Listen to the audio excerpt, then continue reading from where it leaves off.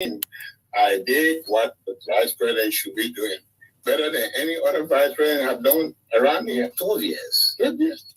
Have you heard the saying that say you'll pack like an old guy? Does that say the story? Yeah, the Liberians, they can misunderstand everything. You ask the same question, what would you do as president that you couldn't do as vice president? I said, you want a race car, put it on the racetrack. Okay. Not in the garage. Most times you see people from various political parties going to Parliament. That was not occurring in the past then. Going where? I mean, the angles, you see so much anger is from all of the social media is from what they're going through. A lot of people are passing up because, not necessarily because of ailment, but because of depression. People are suffering, and they are suffering silently. We have had war, we had protracted war, and people have taken more responsibilities, more children. So you see them in the street. The young people in the street that don't want to cause problem, we are blessed. But the young people in this country were troublesome people. You will come from robbers put the field here without armed robbery. You will sit and change money in the street. All they're telling you is that improve our life and we'll be decent people. And that's what we committed ourselves to doing for them. Great. Elections global finance is a united party really. Your financial muscle, how is it? Is this financial muscle strong? I mean, the money that we need. Yes, you can find out to go to Buto, to go to Banga, go to Nimba, just everywhere. The money that we need to campaign with will be made available. This is government. Well, yeah, this is I wish money was the only thing. Well, Tyson is right now with the vehicles everywhere. You see the billboards everywhere. You can see Ambassador Joseph on the billboards. That means that the public will have so much. It's you can tell when Ambassador Barker go to communities, the people turn out. They want to see him. They want to hear from him. They know he has a proven record of service. This government, we know. They have access to the finances, and the same access to the finances will be because of their product, because where the finances coming from. They believe it. They don't believe in accountability, so they believe in spending money that you don't have to tell anybody, but the Liberians are going to ask them, where did the money come from? Just a new tradition. Elections now go with money in our country. They go with money? Yes, they use go with money. I think you'll be surprised. This election, they will eat your money and they will vote against. Are you sure about this? I'm very sure. Someone wears a CDC t-shirt or have an ANC t-shirt, and why they have a Joseph Walker t-shirt. So you see the same person in this group is the same person in the next group. I mean, I would say it's a regular thing now. But you're not in their house. I'm not in the house. They are looking for survival, but they know that short-term survival will not be the solution to their problem in this country. If I actually the greatest George Weah government, almost 6 years now, will be percentage-wise as we try to round up, how will you grade this government? Well, they'll be lucky to get a 45, 47%. The same? That's what I think. I mean, the Minister of Finance tried to build out some IMF record, pull something, we have the new currency coming. 5,000 metric tons of rice is in country now.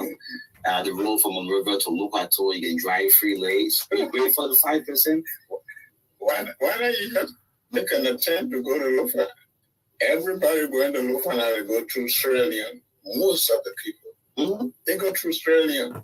And even now, going through Sirleaf, just on our side. I mean, it's the rain season. You can work through the rain. You can work through the rain. Yes, similar to the RIA highway. Yeah, but you have to wait for the rain season. But they don't also work during the dry because they're preparing for the rain season start from the dry season. So if you didn't work during the dry season, the rain season is not going to be good for you. How can they convince Liberians to give you the presidency 2023? Joseph, imagine me calling on the True Breakfast Show, folks who have President Joseph Boyka live with me on air. You better start practicing. So I start greeting you. I don't want to greet the president. I greet President Joshua every morning. So I say, good morning, President, just like you, my boy. You better start practicing.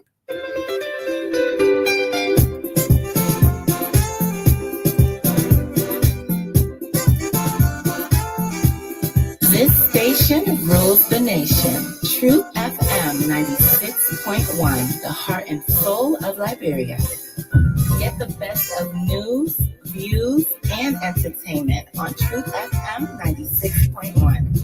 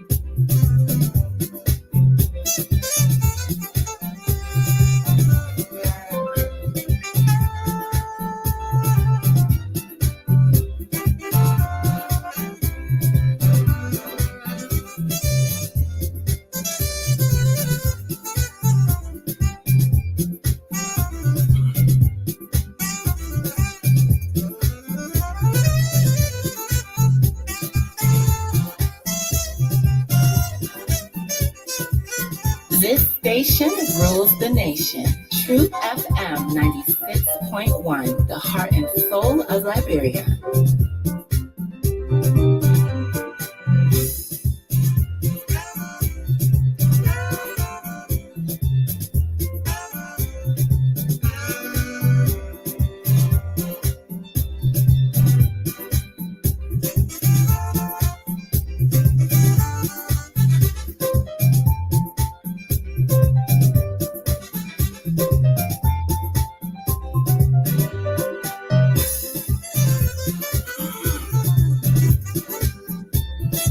Truth FM 96.1, the heart and soul of Liberia.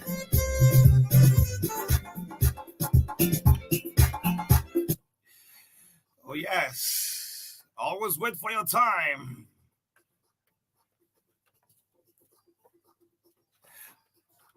This is the TBS. Good morning, folks. Welcome to Liberia's biggest breakfast show. 96.1 megahertz on the FM band. The love of liberty matters, yeah. Let justice be done to all. Good morning to the peace-loving people of the Republic of Liberia. It's great to be back this morning on the midweek. 5 minutes up to 8 o'clock. Waking up this morning to serve you breakfast. It's not easy waking up in the morning to speak to close to 5.2 million people across the country. In the midst of all, I will say, country first. Good morning, Nimba. Good morning, Lo-Fi. Good morning, Grand Bassa. Maggie, good morning. Sino. Maryland, Grand Crew, Grand Kidman, Bombing, Bapolo. Maggie County, good morning. This is the TBS. My name is Oni Roberts. This is Oni Ora Roberts. Ansu Sirleaf. Good morning to all of our political leaders, man. In my Deria the Brown Lasana voice, the National Elections Commission. That's what you get me? Mm-hmm. Yeah. Yes. I want to do anyway. Yeah, I get you. Yeah, you want me real quick? Yes. In the Elections Commission turn. Yeah. The National Elections Commission. That's a special promo. Yeah. The National Elections Commission, well, announces that campaigns officially open out as of today. That was yesterday now, October 24th to where? the 12th of November. Campaign starts. Yes. And we go to the polls on the 14th. Yesterday, I predicted that I was doing my own calculation. A lot of people were saying the 7 for the runoff. I was like, I foresee the 14th. Yes. And of course, my prediction came out true. Good morning to Ambassador Joseph Boyka. JB, good morning to you. George Minor Weir, good morning to you. Let me see your special greetings to Zena Ben in the comments. The mail took the internet late evening. Alex Ben in the comments. Photo was the most shared. Ansu? Yeah. Alex Ben in the comments. Pictures along with Councillor Shalom Bronskin were the most shared photos late evening last night. Coming from the two political parties. The Unity Party earlier on, then later on, the Congress for Democratic Change. We saw Ambassador Joseph Boyka. Where's Atta? Get this off.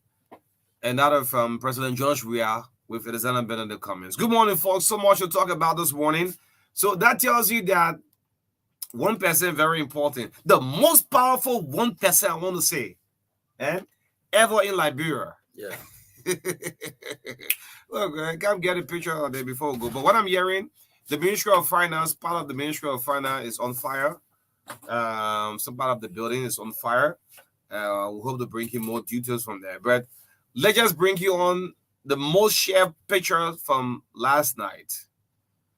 Yes. Good morning to all of our Silent Voter Association. Yes, it's a special association. Also, good morning to you, Ansu Sirleaf. Wonderful. Thanks again, O'Neill. I must commend you for the energy. And every morning, when I sit by you, I don't know where this energy keep coming from. Really just my life, man. Yeah. So thanks again. As you said, the comments yesterday. Cummings now find himself in a position as a kingsman, a decision maker. All right. Yesterday photos that I saw on the internet, it took my mind back again. I always monitoring the way that you said that politics, do not put yourself too much, don't make people politicians hit messages, right? Very city you need to be talking during the campaign time. Yeah. So now, because at the end of it, there will be a runoff, and you have to go back. You have to go back. So yesterday, we saw Ambassador Boakai, Ambassador we are visiting Mr. Zana Cummings. Yes, I'll see that. So let me just say it this way. The most powerful 1% ever in Liberia. Yeah. So that tells you that, anyway, we'll go into detail. That picture is a send you, man. Yeah. Anyway, good morning, folks. Welcome to the True Breakfast. Let me just give you the lineup quickly and tell you what's coming up on the TBS this morning. 96.1, the heart and soul of Liberia, Truth FM. I'd like to say good morning to all of you listening up to the radio. Let's give you the lineup. Shortly we'll have health table difficulty be on the standby this morning for 5 minutes. Health tips with difficulty, and we'll speak with we're speaking about the National Elections Commission declares campaign open on yesterday, October 24th to the 12th of November. We'll talk about that. The runoff election is now clear that all is good to go on the 14th of November. Yes, 14th. November 14th. Yeah. Now you can go ahead and say, vote George Weah for president. You can now go ahead and say, vote Joseph Boyka for president. It's now clear. All right. So we'll talk about that. We'll also speak about the factors to be considered in the runoff. There are several factors we consider in the runoff. Social media on yesterday, further was Zena Benedict Cummings. Yes, Cummings was the most popular man on the Facebook yesterday. The picture appearing with Joseph Boyka and incoming George Weah. Yes, we'll also talk about that. Then that runs until 8:30. 8:30 this morning, we're going to bring on Dr. Ibrahim Yan. Dr. Ibrahim Yan, member of the Ducal Institute for Social and Economic Research, will be here to talk about the elections. He has covered several elections, to make mention of Nigeria, Ghana, and Sierra Leone. The Ducal Institute had a full coverage of this just ended election. Okay. So Dr. Ibrahim Yan will be here to share his own experience. How is it?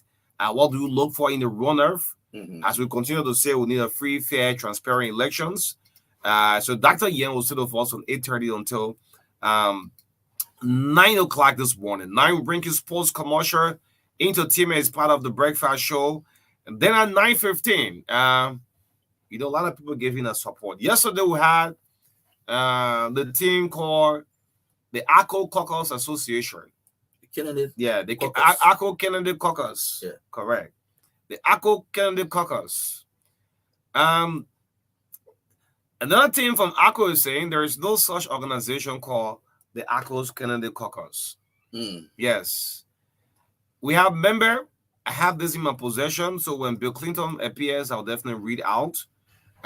These are candidates who contested on ACO tickets. Well, they are saying they are not in the known that ACO have given their support to any political party. So this morning, to have a rebuttal to that, we're going to have the ACO head of mobilization in Monserrado County. As a matter of fact, he's a liaison of ACO candidate. He also contested on a ticket in district number 12. Blake Clinton's Camara will sit of us for 9:15 this morning. This is the breakfast show, man, in the midst of all I would say controversy. Controversy, indeed. Yes. Good morning to you. How you doing this morning? Thank you. A very good midweek package indeed.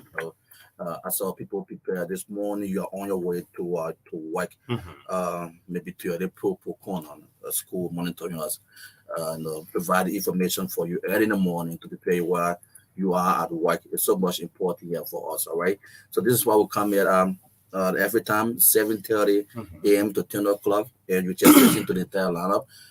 So it's something for you to keep glued by your radio. We had a guys from the Kennedy Caucus from ACO. Again, we're having another team again from the Monserrado team again from ACO. This ACO party or O'Neill is trending. They have become to be in terms of making news. I was on the social media again. I bounced into another group. Over I think 200 females indeed. They were saying that this is ACO? Yeah, ACO. Okay. Yeah. Well, I think they have this one as well name. Indeed, saying that the decision again from the executive committee, indeed from the head, is, they are not informed. I was going through such information. They are saying that they remain neutral to it. So it's like ACO in the runoff. Indeed, I don't know whether they are putting themselves as a face in which are the two parties now heading to the runoff to start focusing to, but they're becoming to be the headlines of news this for the past few days. All right, so let's listen to the what you said the zone between Monserrado team at 9:15 this morning. Yeah, so let's listen. But ACO have been making news since 1997. I mean, since there was the first election. But before that, I want to bring on David Cote. So David, as you try to call, I want to call on the Ministry of Education. Good morning to you, Ansu Sony. With now the National Elections Commission have announced to the public that campaigns starts as of yesterday. So get back to school administrators and tell them, say, well, school will have to close for additional 1 week. Yes, because we can have our kids out there. Our kids cannot be in schools and we'll have campaign period going on. I mean, this academic calendar of this year, I mean, it's just back and forth, even up to university levels. I think there must be so much. Yes. So serious adjustment need to be the answer. So yesterday you listened. I'm just telling the Ministry of Education just ahead of time. Yesterday you listened to NEC. So go back and let's have this adjustment in the calendar. All right. Let school shuts down for that period of time until election. Our kids cannot be in school and we'll have campaign period going on. Ministry of Education. Anyway, let's pick up David Ernest Cote with our health tip for 5 minutes. We have so much, to talk about this morning.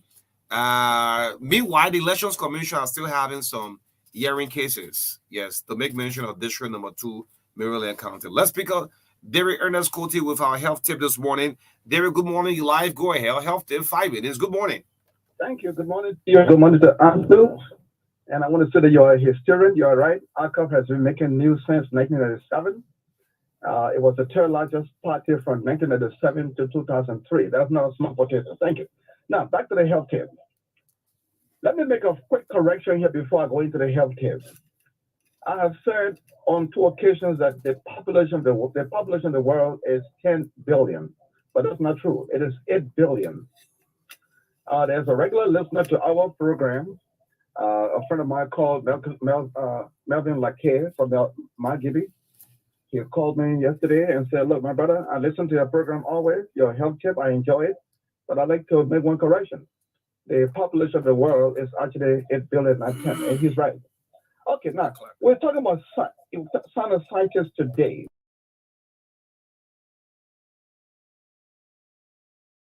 Them on the forehead, in the front part of the head, 4 of them. But the main purpose of the sinus or sinuses that we have are to filter the air that goes into that goes through the nose. And as you know, there's whole dust issue, sometimes smoke from cars and all that kind of thing. When you are driving or you walk in the streets, it is the sinus that can help to filter and give some moisture to the air that goes into the head through the nose. But when it becomes infected, that is called sinusitis or sinus infection. And the main way you can know some of the symptoms are through headache, facial pain, running nose, and nasal congestion. It means when the nose is tight, you can't breathe easily. Those are some of the signs you can see to know that you have sinus problem. But actually, when you meet with your doctor, like I always say, they will check you, tell you where your main problem is coming from. And when you know where the main problem is coming from, the doctor will advise you what to do. For example, if you are diagnosed for having a sinus problem or infection, you need to avoid cold water, especially those of us who drive our cars and the air conditioner is blowing directly on the face. It's dangerous. It's not good. It will give you a problem.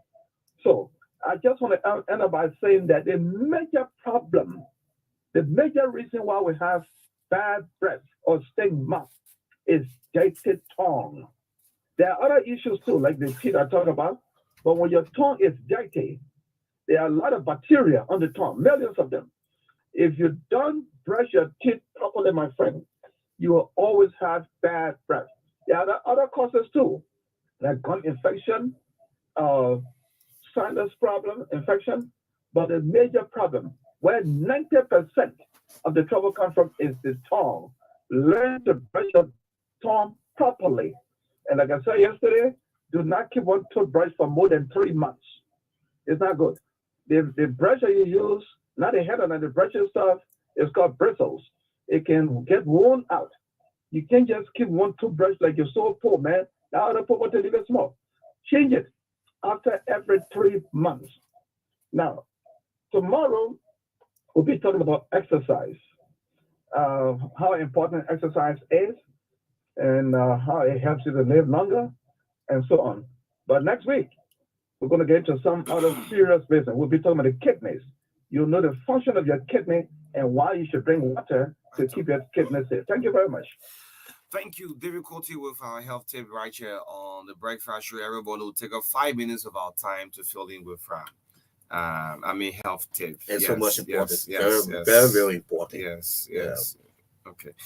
Yes, again, we'd like to say good morning to all of our leaders. Good morning to you all. As we all said, now campaign, anybody can come up and say vote. Meanwhile, our business office, we are opening up for businesses for campaign material. Yes. You want to play a radio jingle and thing? We let it go for you. Campaign open. Vote George Weah will play it for you. Vote JMB. You pay the money, you pay the rightful money, we'll pay it for you. Great. So let's move on. The Elections Commission on yesterday.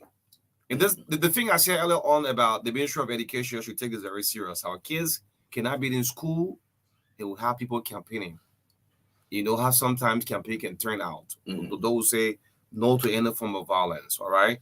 But the Ministry of Education should please speed it up and have school informed that we should close school until the campaign period ends and until after we finish voting that we can resume. Yes, because nothing will spoil the peace in this country. Yeah. People are going to vote. Let me just say this out. Many of you predicted on October 10th, we're going to be upside down. That's how November 14th will vote and wait for the results. Wait for the results. As I speak to you, there are some cases at NEC And there's a serious hearing with the legal team of the Elections Commission and other political aspirant or candidate. They are going through this hearing. So just don't be surprised when you hear some districts asking for a recount of the ballot paper, asking for a rerun in the district. I want to write down to Liberians, although it was not captured yesterday in the press briefing, but there are hearing cases, more than 4 hearing cases correlate at the National Elections Commission. To make mention, district number 2, Maryland County. Yes, it's a hearing issue there. We heard there was a leak audio. That investigation is still going on. So we want to inform the Liberian people, but nothing is going to stop the presidential elections going on. So there's also a situation too in Nima County, right? District 4, yeah. Gobu Kagon is calling for the recount of the ballot paper. The margin there was just 5 between him and the other candidate. Yeah, so he's asking to. So if you can have a substantial claims, so and Nick can buy into it. Okay, so yes, these are reasons. They'll far play on the tally sheet and all of that. So let's go for what? Let's go a recount of what? The ballot paper. Let's move on to the big one. Of all of the concern, all bows down for 2 persons into this race. This have to do with the presidency. You see, nowadays, people listen to us because we don't put our personal feelings into what we bring to the media. No. And as a journalist, if George Weah team is not heading the way it should be, we'll say it. If Joseph Boycott team is not heading the way, we'll say it. And who will make the decision? It's Liberians. You are going to decide as to who to vote for, either number 1 or number 2. I'm not here to tell you, say, well, this candidate stands the better chance to win the election. But the area they are falling short, professionally, you see it. Watch the cable news network, the CNN. More than 9 candidates from one party. They are battling for the speakership in the U.S. If the Liberian will say, well, since you from what? You from the CDC or you from CPP, I'm contesting for the speakership, don't contest too. Watch the cable news network. The Democrats, more than 9 candidates from the same party. And you know what they're arguing about? About what you have to offer, what you bring it on the table that benefit the great United States of America. Now, let's move on to the big one. This thing popped up on yesterday.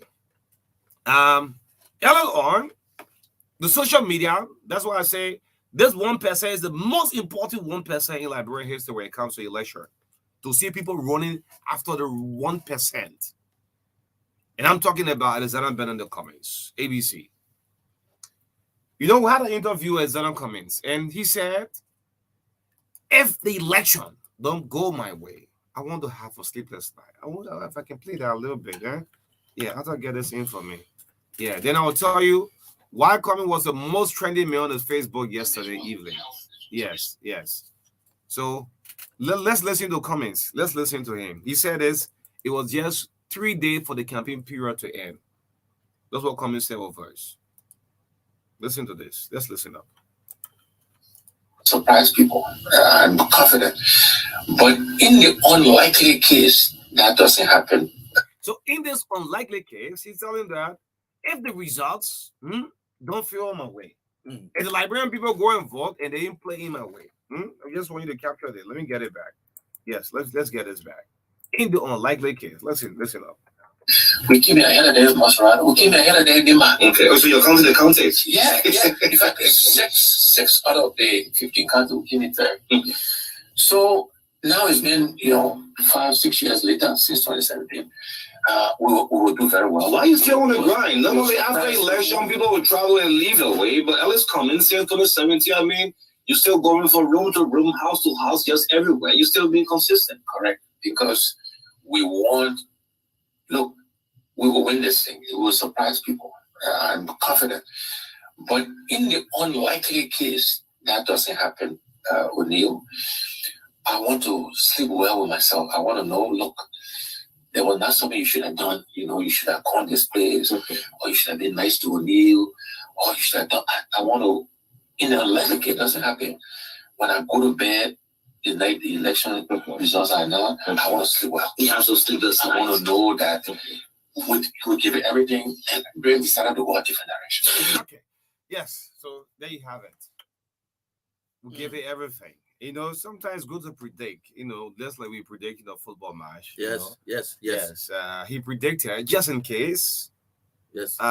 If things didn't play my way, it didn't go my way. That's what Cummins said to us. He want to sleep well. He want to know that he put up a good fight. Look, it was no secret that we had three faces in this election, in the October 10 election. The incumbent George Weah, Joseph Boyka, and what? Elliot Cummins. I'm telling you the reason why you see Cummins talk to social media about Storm yesterday. And I mean, no disrespect to other political parties like Tewan and Monuba Ashek and the rest of the other guys. Guys from ICO. Yeah, ICO, but all of you all. No disrespect. I'm telling you why Cummins struck the social media. And I'll give you just one or two reasons. So after Cummins have said that, the CDC on September 17, they talked to what? The ATS. The ATS. I'm bringing librarians back, just reminding you and telling you about the importance of this 1%. The CDC had a very, very huge turnout. It was a jam-packed Anthony Thomas Stadium. George Weah drove to the UN Drive. He passed through before the Capitol Hill. He drove through the King's Pass by the King's Building. You know, the King's Building is the Liberian National Police Headquarters. Yeah, the police headquarters. That building is called the King's Building. You were the first person to train a police officer in Liberia. The first military police officer, what they call the building, the King's Building. Pass through the King's Building, get back to UN Drive, and move on to the ATS. Huge turnout at the other Tottenham Stadium. Then what happened next? The Unity Party. That put fear in most of the other opposition parties. What? The turnout for George, the CDC? I mean, this is huge. Then the Unity Party too took up similar challenge. With a heavy pull down of rain. Like when it was raining during the time of Noah. And God said, Noah, make sure, shut the door. The Unity Partisan, they came out with that loyalty for Joseph. You keep your personal feeling. Me when I'm talking, I put it to no political party. I want to sleep when I sleep son. They said nothing going to stop us from coming out. Yeah. Nothing going to stop us. Yeah. No, just saying the librarian, listen. Yeah. I'm part of the Silent Voter Association. Unity Party talk to the street on the heavy pull down of rain, showing that loyalty. And guess what? Here is Ellis Cummins, the CPP, watching. George have done it. Now, Joseph Boyka at the same ATS. What do?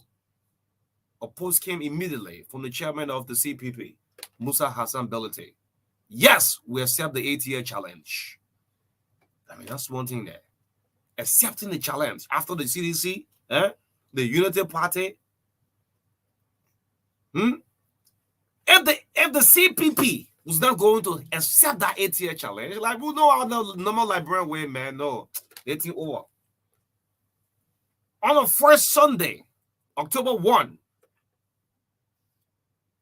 the CPP talked to the streets. Whether the turnout was huge or not, they took the challenge. And those who came out of the ATS, these were committed voters to Ellis Cummins. The stadium was not jam-packed as compared to the CDC or the Unity Party now, but there was a turnout. Guess what? And there was a message. That's how even the BBC carried a headline. The three top contenders, George Weah, Joseph Boyka, and Ellis Cummins. I'm giving you a reason why you see Cummins took the social media on yesterday. The election didn't go the way of Elizabeth Bennett, the Cummins. It didn't go his way. Some people say, what happened to him? They said the ghost, yeah, so I'm not happy to him. I'm not ready. Let's go to what happened on yesterday. Why Ellis Cummins? This one person is we talk about one person ever in our history. before the George we have, bring Joseph Boyka on up first. Yeah, we gotta do all fairness. Why comments? Yes. So this is it. So Good morning to you, ABC. You told me the last time you want to have a sleepless night. Good night now. We want to sleep well.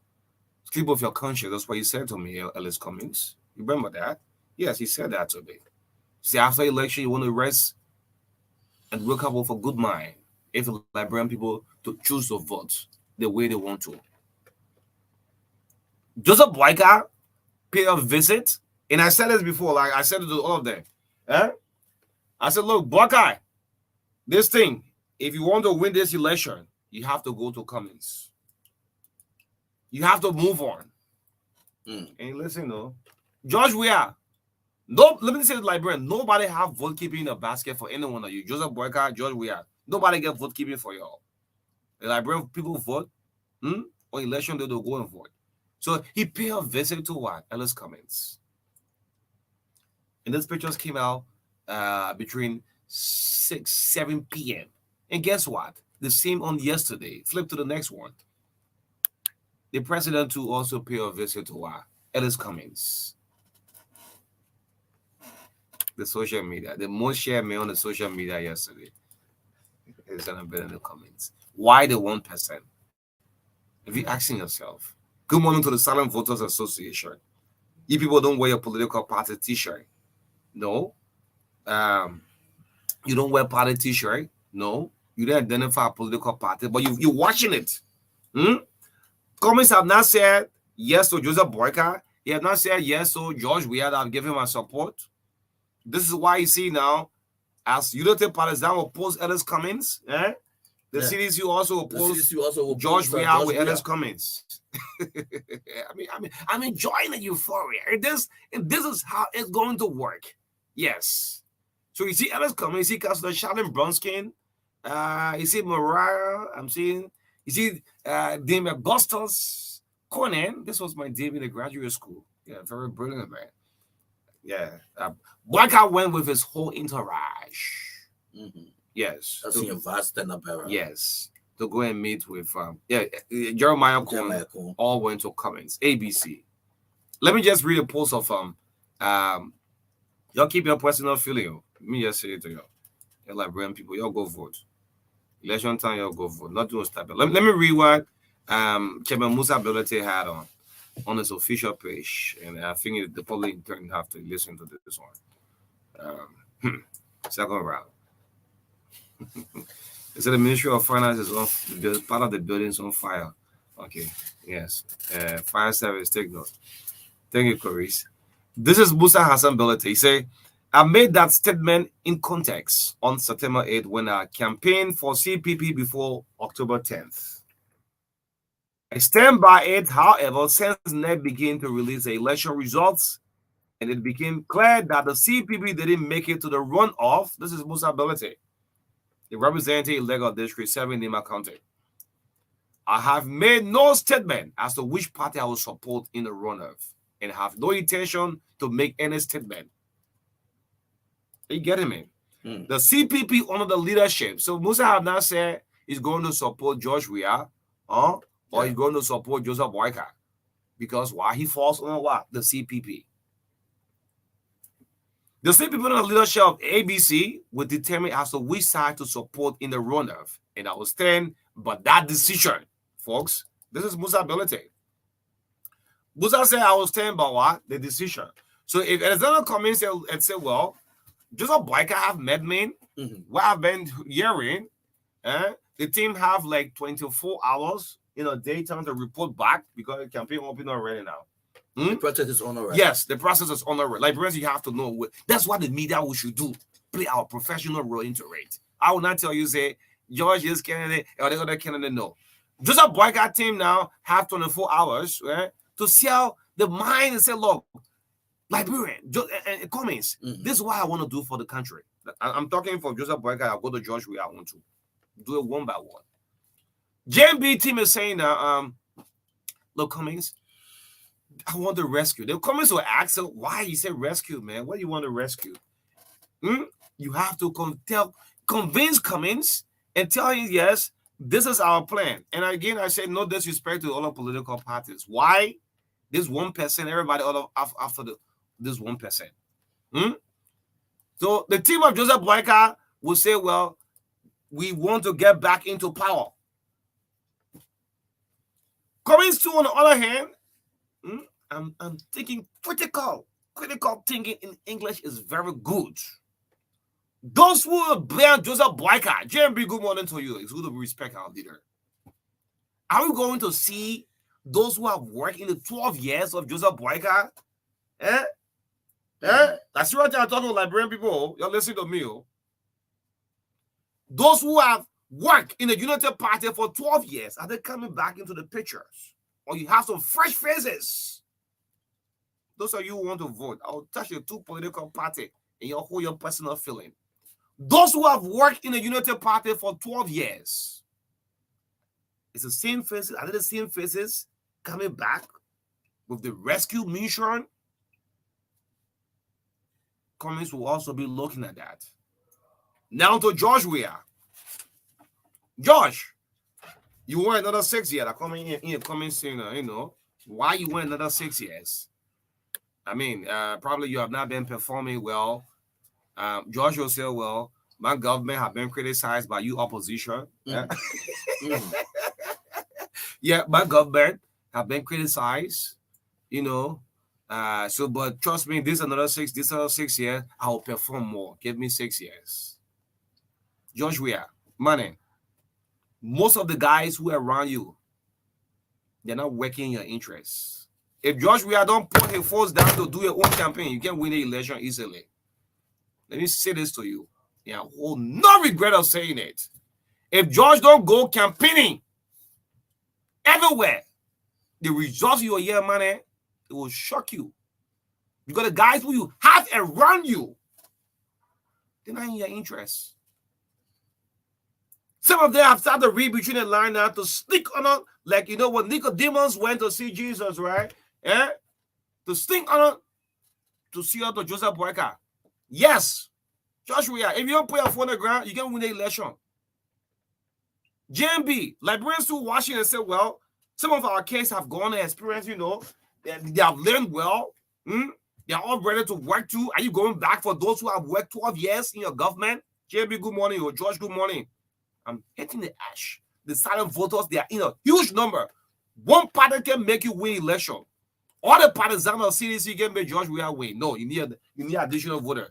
All the partisans of the Unity Party can make Joseph Boyka alone win. Those of you who are campaigning here and there, left and right, and thing, you're watching it. Is JMB going back for those who have worked 12 years? To bring the same old system back. Watching the Silent Voter Association, the watching. And George too. Josh, if you put your foot down for the campaign, most of your lieutenants, the thing they call fallback position, you'll see it. I'll leave you as it is. Keep your personal feeling. Thanks to David Brown, last on the Board of Commissioner, Elections Commissioner. Although, if we're great in NEC have tried, but some way, somehow, in Liberia, it's not something easy when elections come. It's not an easy thing. So, all of you, Unity Party, the Congress for Democratic Change, if you're start of campaigning that violence, you want to change that star. Now, you have other political parties. There are people who are not going to vote in this election. Surely I will join Dr. Ibrahim Yan. It's great seeing him. Haven't seen him for a very long time. Dr. Yan already in studio. Surely I will join him. This election, the votes in this election, it will drop, it will reduce. Why? There are people who are truck, and I'm speaking to George Weah and Joseph Boyka. The turnout of the vote probably, I'm predicting, will be a little bit low. Why? There were candidates that took people from here and carrying and Kidman, carrying and bombing, Grand Judah, River says, Sino, and this representative candidate, they lose the election. Who going back for these people to carry them to go and vote? So your expectation to the two of you, the two political parties, Mane, Boyka, your expectation should not be too high. Most of the people we see in campaign, some of them have lost their voting cards. Some of them who have joined their campaign trail have been trucked, they don't have voting rights. So Your expectation should not be that high. Anyway, we live here at the taste in the midst of all. Wow, Country first. the country first indeed. Great. So it is open now to the both parties. Indeed, that is the UP and CDC. It's open in a sense that those that were chalk indeed going back to the second round. It's something which you have to set up a team to not put this team. The first round show your campaign chairman strength. The first round, whether he campaigned well for you, whether he reached out to all the people. The first round showed everything. And let me just say the second round. Yeah, sorry. Yeah. The two political parties, you have from today, you should submit your campaign schedule to the Elections Commission. That the two political parties, whether you won't be the last to end your campaign or you won't be the first. Up to now, as I speak, as a professional media guru, the CDC and the United Party have not submitted their campaign schedule to the Elections Commission. Everybody looking at who will come outside first. If that's what you want to do, you should let us know. Then we'll be telling Liberian people, say, the CDC and the United Party, they say, tell me, who to go be the first to have lunch and who to be the last. That one all playing you. So you have, next thing you have up to today to submit your campaign schedule. Please do it. Yes. I think they have learned lesson too. Yeah. Anybody will come first. It's enough for a second. Yeah, that's not for a second. The first round in the votes. The votes in the yes. Great. Yes, but yeah, let's go on time.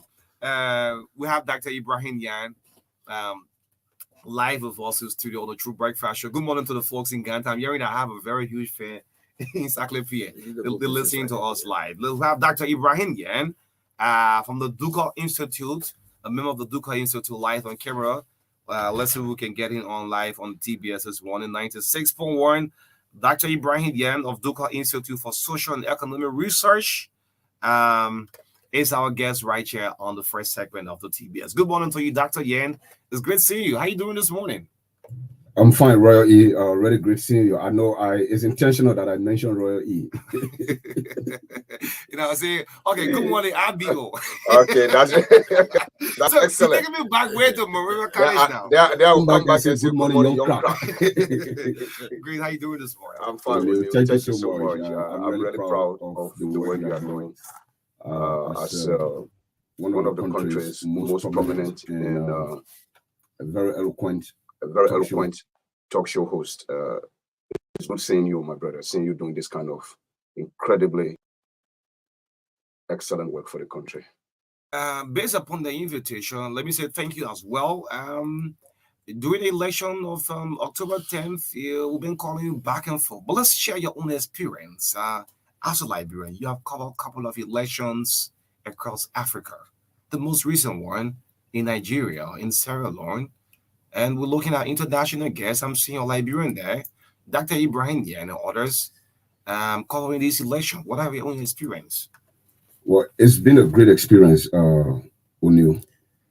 For our election, seeing the momentum and the patriotic show of Liberians, the mass turnout of Liberians to vote, this is incredible. And we have, according to the NEC, 77%, is it? What that she said yesterday?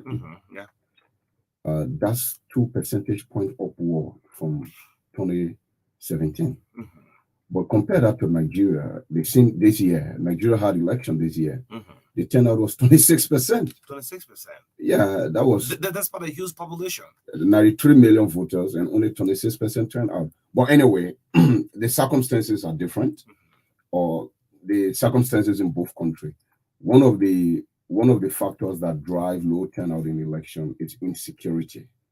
Nigeria had their election in February. There was a climate of fear and insecurity around not just the conduct of the vote, or even long-standing challenges with Boko Haram in the north, the farmers' head of crisis in central Nigeria, the kidnapping in the same central Nigeria and part of the southwest, and then the secessionist struggle of the indigenous people of the Igbo land, IPOB, in the south part of Nigeria. So all of these created a climate of fear that led to a low voter turnout.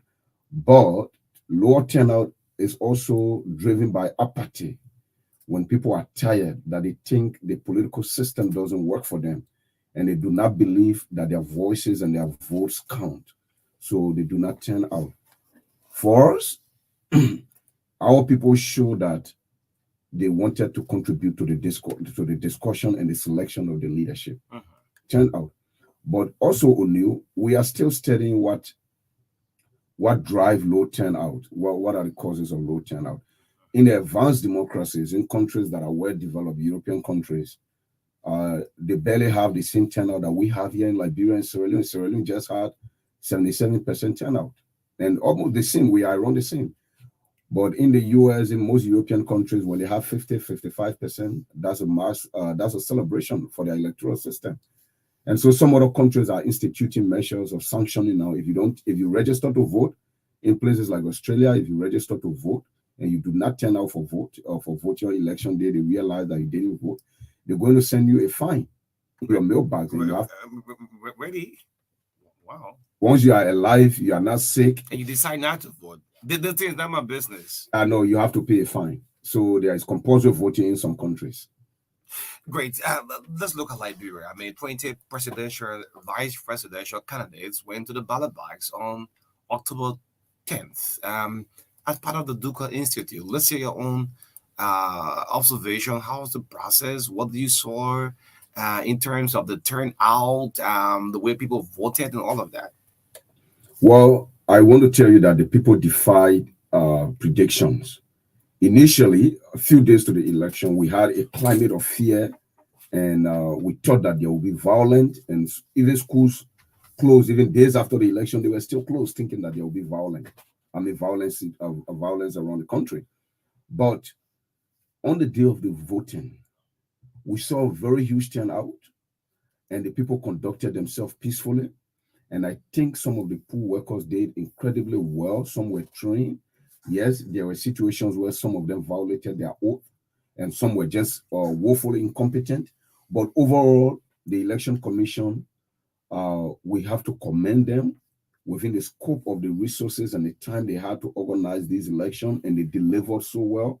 We have to commend them, and we have to continue to give them the support to engage with this process and deliver a free, fair, and transparent election at the end.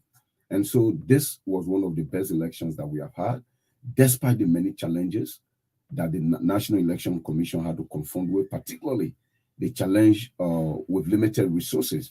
You know that the next submitted a budget of 91 million, if only something around 52, 53 million. And that means they had to cut so many things that were in from the budget. One of the major casualties of low budget is civic education. So we saw there was also a huge number of invalid votes, around 112,000. That was so huge. And so this means there is need to do a robust and implement a robust program of civic and voter education to let our voters know when they go to the poll what to do so that their vote may count. Were you disappointed in terms of the huge invalid votes? And listen, yes. Disappointed. I think the next turnout perhaps the normal Liberian way with a voting, marking X, displaying the ballot people, or there was no enough awareness, or in terms of budget, all of that. I think so. I think civic voter education and invalid voting is not only about the illiterate.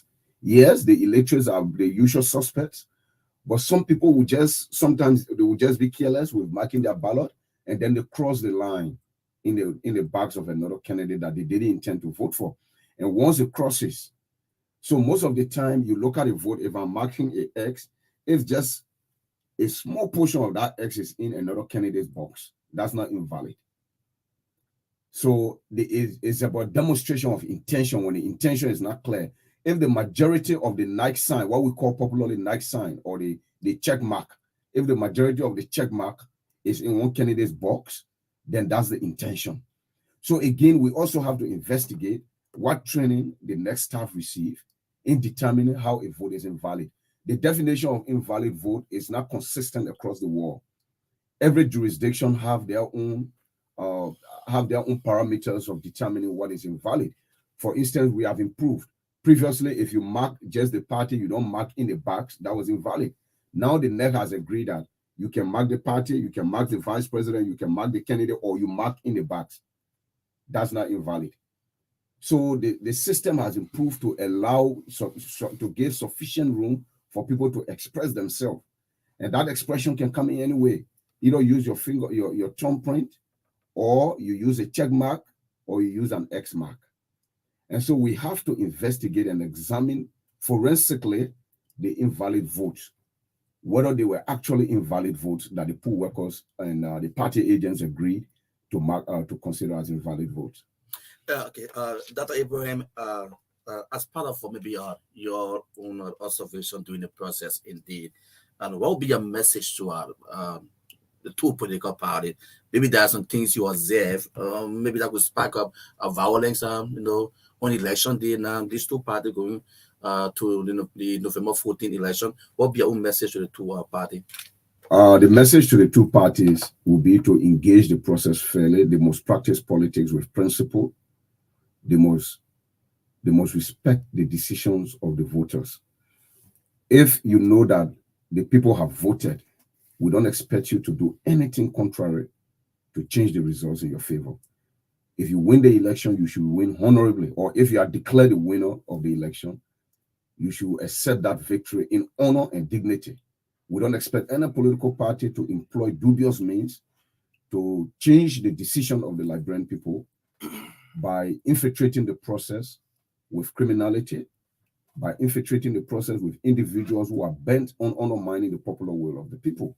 So what we expect the parties to do at this stage is to communicate and engage well, campaign and eschew violence and engage communities and ensure that their people come out to vote for them. If the people decide that you are entitled to come to power as the unity party, you should do that. You should receive that in honor. If they decide that the CDC must continue to be in power, the CDC must receive that in honor. But you don't want to be declared a winner of an election in which you know that you have to employ dubious means outside of the law, outside of convention, to be selected as the next leadership of the country. You want to come to power with dignity, satisfied that your people selected you, not satisfied that you impose yourself on your people. And so this is what we expect. So we don't expect people to be intimidated. We don't expect people to be afraid because there will be violence. We don't expect our people's will to be undermined because other people will be carrying, will be stuffing ballot. We don't expect our people's will to be undermined because other people will be voting 2-3 times because their parties have asked them to do so. I wouldn't want to accept that kind of election result. To lead my country, I must be elected honorably. I shouldn't impose myself by means of fraud. So what we expect the parties to do at this stage, again, is to engage their communities, engage the media, present their issues and their platform to the people, convince as many voters as they can to be able to win this election freely and fairly. That's a good one. Convince the voters, share your platforms, and Liberians buy into it. So let me take you to this. A very, very beautiful research from the Ducal Institute. The counties and the share of their votes. These are vote-rich counties, according to your own research. Of course, it's a good, excellent one. Monserrado County, in terms of vote, 36.46% of the total votes in our whole country. Moving on to name, let's do county by county. Dr. Yang, when the Institute was carrying on this research, what are some of the things you discovered with this research? Monserrado have the highest, 36.46. Well, it just revealed to us that our country has urbanized significantly. Now, Monserrado, even though there are parts of Monserrado called rural Monserrado, but there's a huge population density in the urban part of Monserrado. Bensenville, Todi, these are sparsely populated communities. So more than 1/3 of the population now reside in what we call Greater Monrovia and its suburbs. The Broadville, the Garnersville, the Logan Town, the West Point, the Claratown. For instance, where we are, this is Pittsville, but it's Monserrado County, right? This is Monserrado District number 4. Yeah. But there are 81,000 voters here for this district. This is more than almost 2 times, not even almost 2 times the vote you have in River G. Great kid, man. Buffalo. Yeah. 81,000 voters in Monserrado District number 4. So one of the things we have uncovered also, which we'll publish very soon, is the underrepresentation of some communities. If you have Monserrado District number 4 having 81,000 voters, this means the population of this district must be around 20% more. So perhaps we have 100,000 persons living here, but they will have only 1 representative. Compared to River G, where there are around 37 or 38,000 voters, but they have 3 representatives. So are you seeing the trend of underrepresentation of the people? But the Constitution says every electoral constituency must have almost equal number of voters or population, almost equal number of population determined from the results of the census. Now they say the census results remain provisional, and so they cannot act upon it. But if you are looking just at the voter registration figure, then you can definitely tell the extent of inequity in the distribution of legislative seats. If 81,000 people are to be represented by only 1 person, and on the other hand, 37,000 persons are represented, 3 means the 81,000 people are significantly underrepresented. That's disproportionate. Okay. And so we uncover that. That's future argument. And well, that's a future argument. We have a publication, just a very short piece of 3 to 5 pages explaining this inequality. So the Constitution gave the legislature the authority. It says no constituency shall be more than 20,000 voters or population. No constituency shall be more than 20,000 people, or such number as the legislature shall determine after every population and housing census. And so the legislature has the leeway. Previously, they were thinking about somewhere around 41,000 or 45,000, but they didn't make that move because it fell through the crack and got overtaken by events around 2008 and 9 in the legislative debate. So what we expect now is to have a robust process of constitutional reform after these elections to be able to address these inequities in our representation in the legislature. Okay. Important. Again, what we also found in calculating the numbers we received from them, 6 counties have the majority, 52% of the voters. 6 counties. Okay. Monserrado, Grand Bassa, Monserrado, Nimba, Bong, Lofa, and Magidi. This is where the election is decided. Is that a problem? The top 5, Monserrado, Nimba, Lofa, Grand Bassa, and Magidi. Bong comes 6. Yes. Is that a problem? If the political parties can be able to win these counties, well, the election results go your way. It's not a problem. We are saying these 6 counties make the decision. So, but it doesn't mean that this is where you should campaign, because you want to campaign to win these 6 counties, but then you also want to use the counties with smaller votes. For instance, in the southeast and in the western region, you want to use the votes from there to offset whatever loss you miss counties.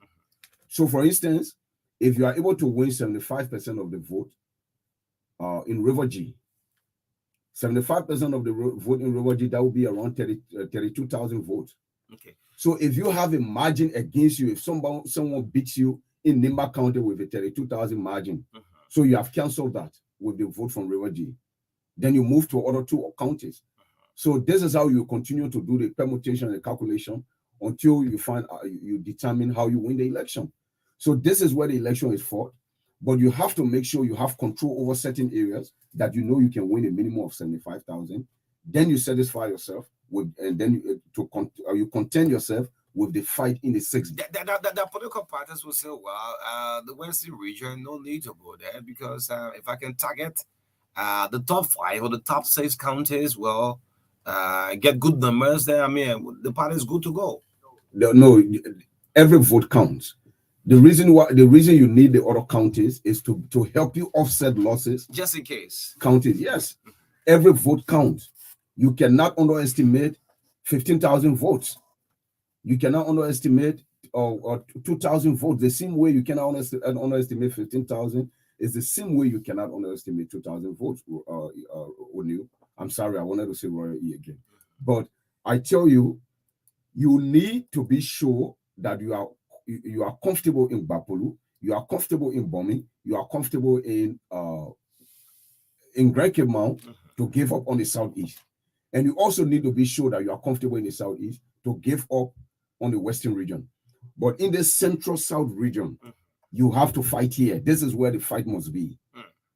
This is where the fight must be. Moving forward, what do you do after winning the election? You have to open up the country so that development and population can spread. The southeast is underpopulated. Based on the voter registration figure, the census, we don't have the clear results yet. The one we have, they are provisional. Questions around the census in terms of methodology and in terms of even the logistics, and so many questions around the census, including from people who work with legislators, and we don't dismiss their arguments. So what you want to do is to ensure that these people have access to good roads, they have access to better services, such as schools and hospitals, so that people, and then they also have jobs, so that people do not migrate. You have to contain this level of rural-urban migration. Massive population pressure on the city of Monrovia.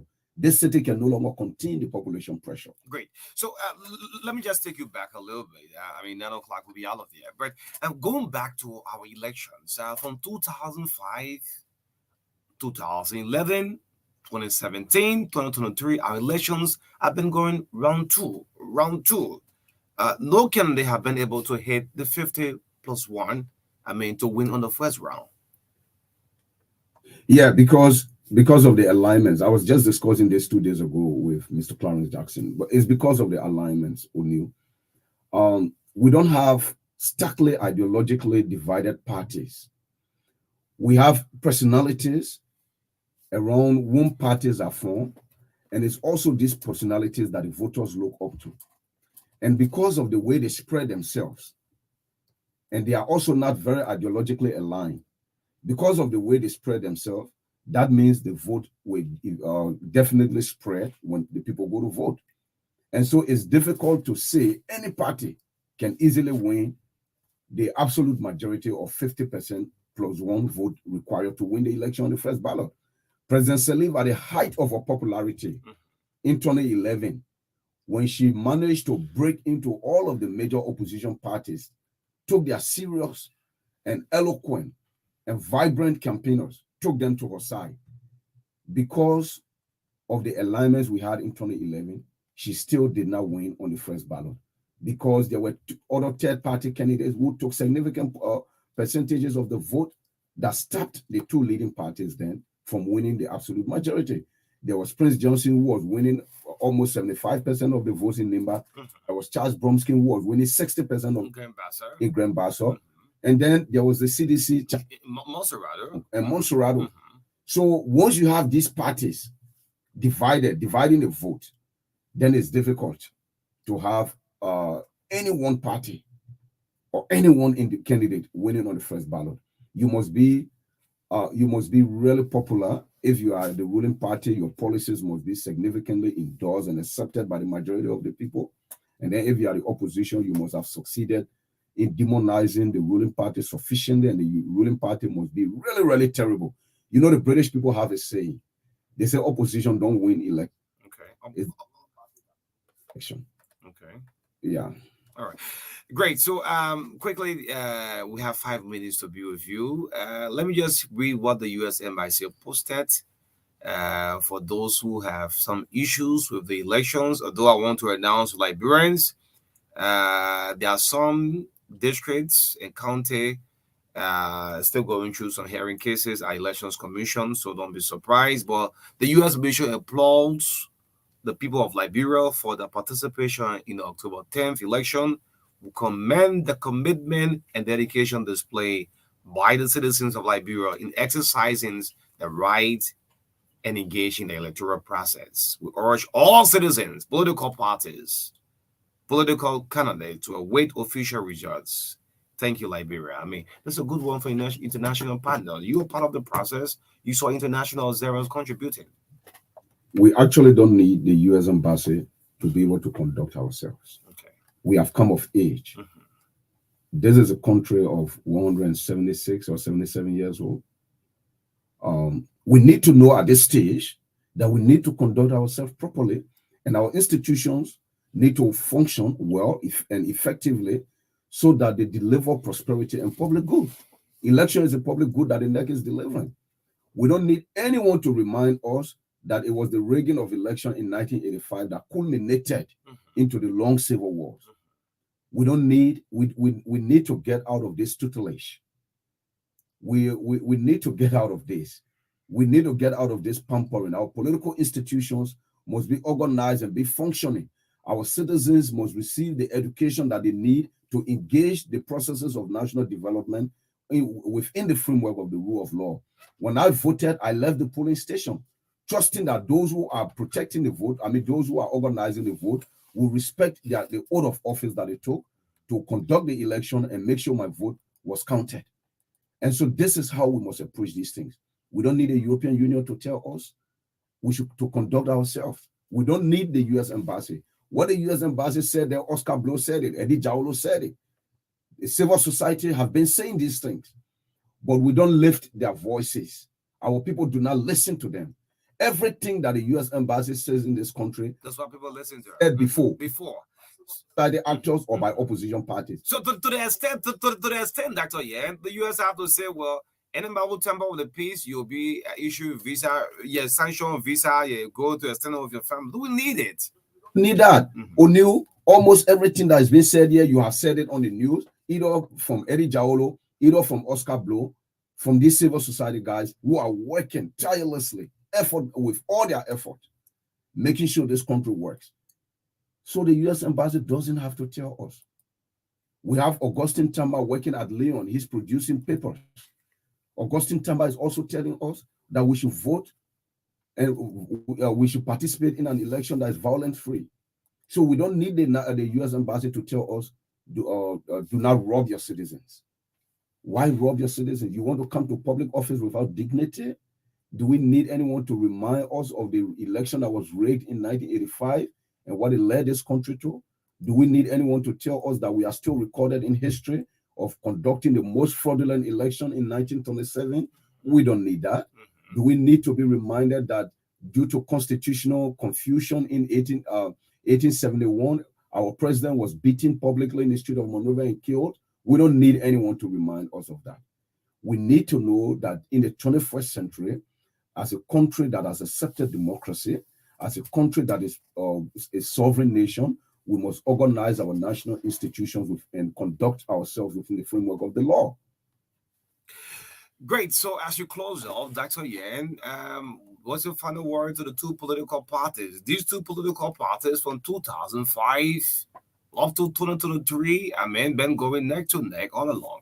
I would like to do that after engagement with the callers, and then we. No, we're not doing telephone line. Yes. We're trying to handle the pressure, the way they put thing and the put fear in the public. Yes, but these two political parties consistently, the CDC 2005, 2011, 2017, 2023, Unity Party, CDC Unity Party. We are studying the patterns of political parties now. We want to see maybe in the next two election cycles, we'll be able to determine whether our country has become a two-party competitive democracy. Two-party competitive democracy doesn't mean there are not other parties. It means that there are two main parties around which the population support, or the population put their support around two parties. There are so many two-party democracies. The US, Sierra Leone, our country, we have 40 political parties now, or 46 at this stage. Yeah, 46. But two have shown to be the front leaders over the last 4 election cycles. But we are not going to dismiss the fact that these parties maintain the same popularity, the same personalities. We want to see the CDC in 2 elections without George Weah and see whether the. Okay. We want to see the United Party without a Joseph Boakai in the next 2 election cycles and see if they will still be a formidable force. The reason is these 2 individuals have been on either the presidential or vice in all elections. Correct. And so they have built for themselves extensive networks, and their connection with the political institutions and participation in governance has given them the resources also to be able to keep these networks in around them. So our people have managed in the last 4 elections to send their support around these 2 political parties. So we want to see what happens to the CDC when there is no George Weah as the standard bearer and no George Weah as the vice standard bearer. Okay. And we want to see what happens to the United Party when there is no Joe Boakai as standard bearer or vice standard bearer. And then that means at that stage, then they have gained some institutional stability. Okay. Proceed and progress without personality. But then people just believe in them and their manifestos. Great.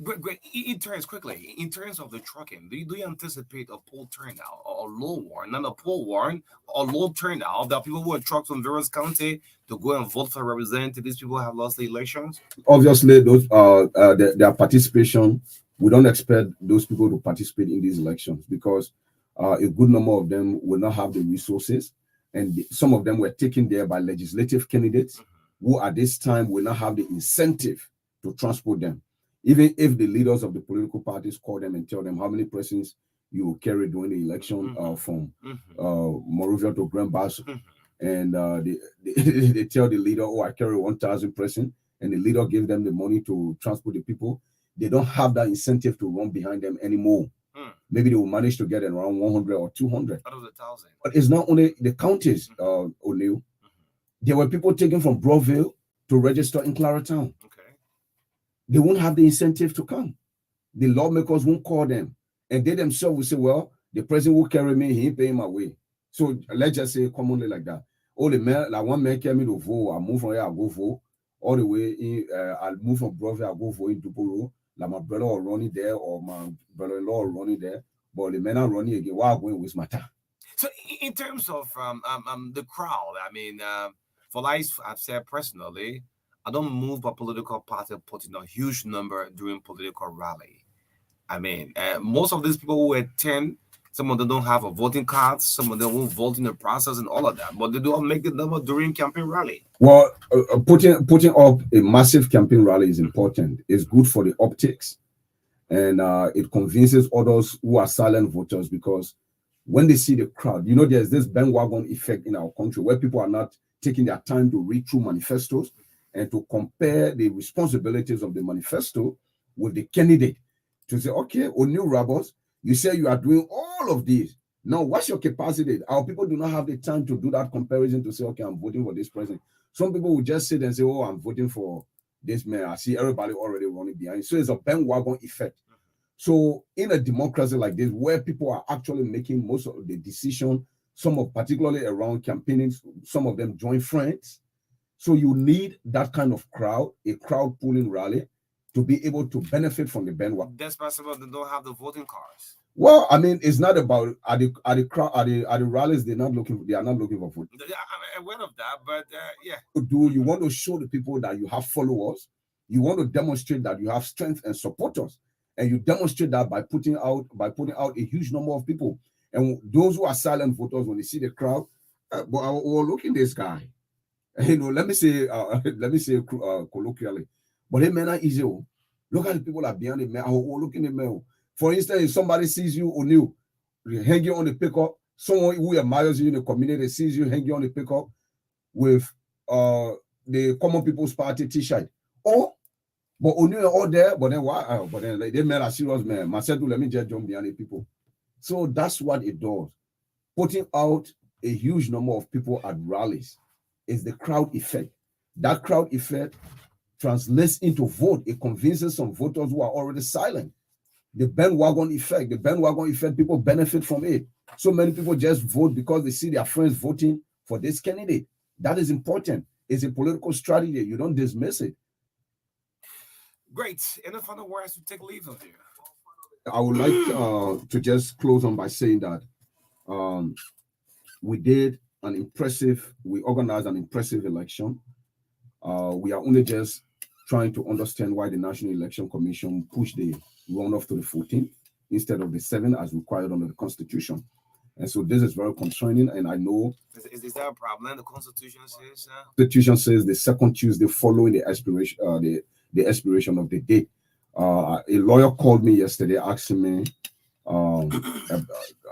he was asking me some questions, and I think he's preparing to go to court. Okay. And why the 14th instead of the 7th? Yes, because that's like the National Election Commission is now taking on the responsibility of the popular referendum.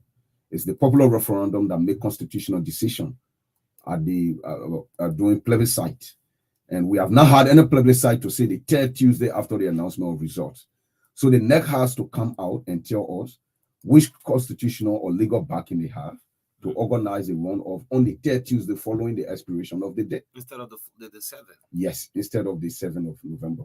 Well, this is very concerning. But again, I would like to caution the political parties. We expect them to tread very carefully. We expect them to campaign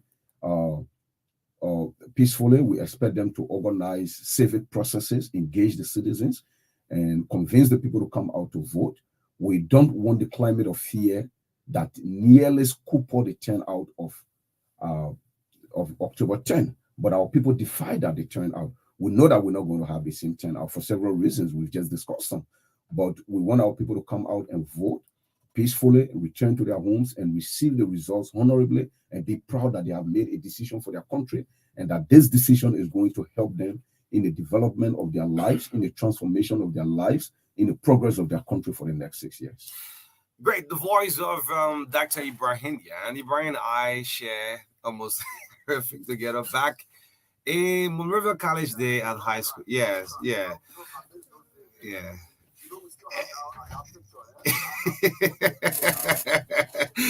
Yeah, so Ibrahim here is with me this morning. Let's get a break. We'll come back. We'll bring on Bill Clinton's Kamara from ACOP. Well, what is happening within ACOP? Well, we'll get back after this break. This is Sam Ajivon is up to you. Don't go away. All Liberians, this message comes to you from the National Elections Commission. Let your vote make a difference, because every vote counts. Vote wisely. Vote Liberia. It's up to you. When the votes are counted,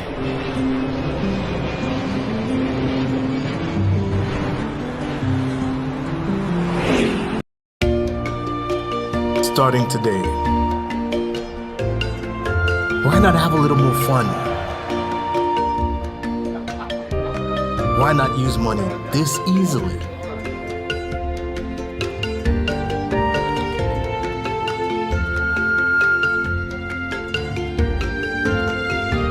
Why not get even closer to family? Why not work how you've always wanted?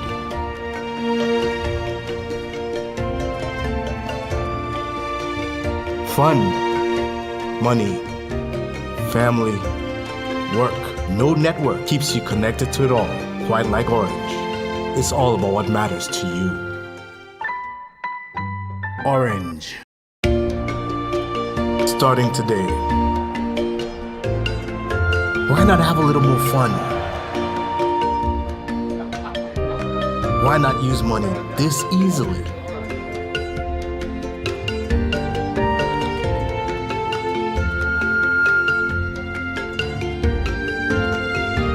Why not get even closer to family? Why not work how you've always wanted?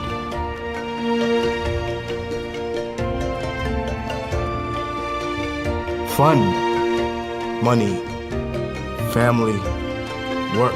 No network keeps you connected to it all, quite like Orange. It's all about what matters to you. Orange. Starting today, why not have a little more fun? Why not use money this easily?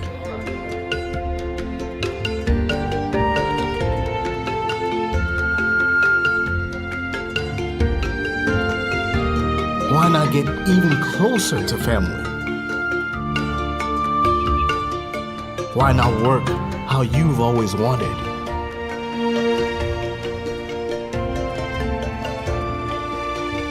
Fun, money, family, work. No network keeps you connected to it all, quite like Orange. It's all about what matters to you. Orange. It's up to you. Vote your conscience, and the decision you're going to make going to last for you for the next 6 years. Well, those of you listening, I hope you feel well. George deserves another 6 years. Well, George have started what? From 2017, 18, 19, 20, 21, 22, 23. 6 years you have gone. You think, well, George still have more to do. It's up to you to go and vote George. Well, you feel that, well, Joseph Boyka have a different plan for the country. Well, it's up to you to go and vote. And let's continue to play our professional role as a media institution. Great. It's up to you. It's a nice song, yeah, from Sam Ajivon. Good morning to the Silent Voter Association. The guy said, who's the chair for the Silent Voter Association? Yes. Good morning to the Silent Voter Association. Thank you so much. Keep the dreams. We'll go to elections on the 14th of November. Campaign starts as of yesterday. It's a nice song. So, I'm going to bring on the folks from ACO. Yes, I'm enjoying it. Yes, Bill Clinton's Camara from ACO. Let's get a brief out a little bit. We're trying to adjust as we're getting on. We'll go live this morning. It's up to you, Sam Achivorn. Well, if George deserves another 6 years, I bring us here, George, we got a record again the 12 years. Well, a JB, we say when to rescue the country, like Brady also set the record. Yeah. So let's see who's going to lick it. Look, Dale Cote, I gave you the opportunity, just 1 minute call. Just do 1 minute call. Who's going to be the final person to lick it? Yes. And Cummins talked the day yesterday. Yes, on the social media. Means everywhere. The importance of the 1%. It's up to you, Liberians. It's up to you, man. It's up to you. Liberia has won. Liberia won. Great. Let's look at a link of our guys in the studio. Yes, folks, this is the Breakfast Show 96.1, the heart and soul of Liberia, Truth FM. My name is Oni Roberts, in the midst of all country friends. Well, we have the head of mobilization of ACOP. Well, I was doing some research. ACOP from 1997 elections, they have been very consistent. They finished third in 1997, they contested in 2005, in 2011, 2023. The face of that political party is Lucini Camara. Well, 2 days ago on Monday, well, the chairman, the standard bearer, pledged their support to Ambassador Joseph Boyka. A group calling themselves the ACO Candidate Caucus came out on yesterday with me and said, well, as far as they are concerned, ACO have not pledged their support to any political party. And I have with me the communication in my possession. We're close to 15 candidates who contested for legislative seats across the country and fixed a signature. Well, Bill Clinton's Camara is one of the many candidates. He contested in District 12. He finished 4th. He's the head of mobilization for Mosurado chapter. So, having listened to Ishmael Sharif and Lorenzo and the rest of the other candidates, well, he have come up to say, well, no. Anyway, let's get back. Let's go live to him. Bill, good morning. It's great to see you. Since the campaign, I'm seeing you back. Good morning. Welcome to the Breakfast Show. Good morning. Good morning to the True FM. I'm very happy to be here again, and this is going to be a very exciting conversation. Thank you so much. How is District 12? You from District 12 contested in the district on Akko ticket. How is District 12? Well, this tour is good. It's cool. The people are cool. Extend gratitude to you, especially for keeping the full festival cool and calm. Message from the standard bearer, Honorable Lucinia Kamara, and the entire executive. And send a gratitude to the full festives. And district number 12 is good. And a big thank you to everyone in district number 12 for showing up on October 10 election. It was peaceful, even though we stay with the final ruling from, it's a case in court. But District 12 have an issue too? So it has an issue. Okay. The script of fire some case at the National Election Commission. So asking for recount or what?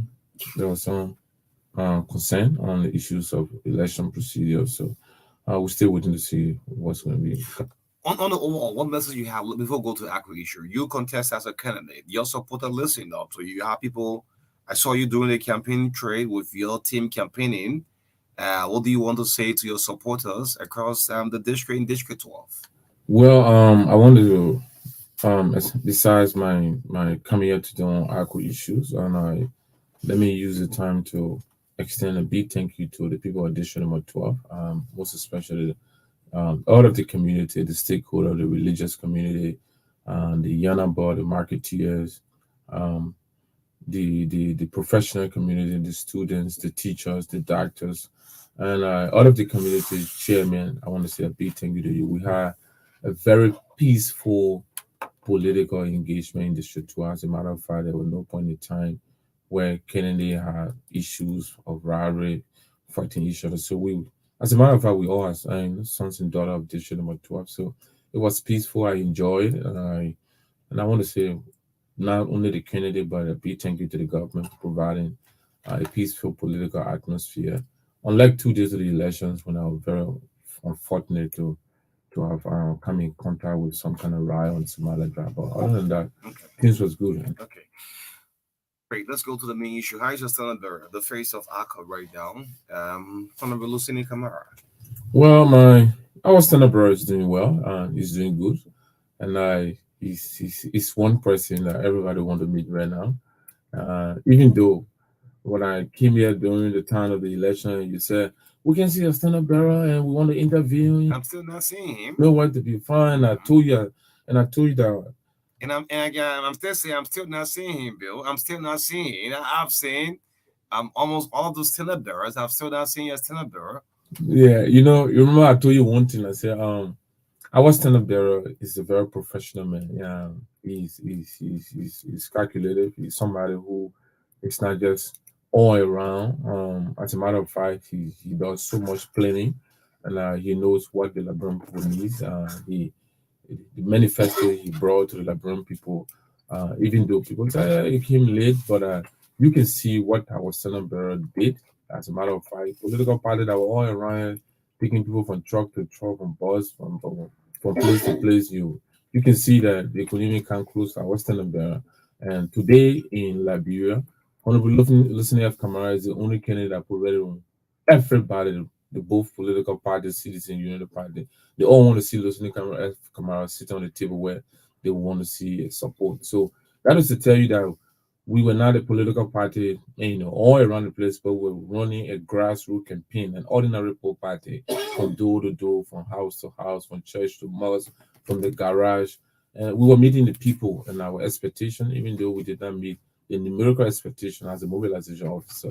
But I said we'll come in a position that will determine the next government of this Republic of Liberia. And you can see that today. Everyone want to be a member of ACO. Okay, so based upon your invitation coming up, your standard bearer, what can you say to it? Was seen on Monday, and the social media took onto it. Lucini Kamara and the face of the Unity Party, Ambassador Joseph, a dear leader, a group calling themselves the Concerned ACO Kennedy Caucus. The ACO Kennedy Caucus came up to say, at no point in time, ACO have endorsed any of the two political parties into the runoff. What is your stand on that? Thank you so much, Nari. Let me address the issues for about the ACO's Kennedy caucus.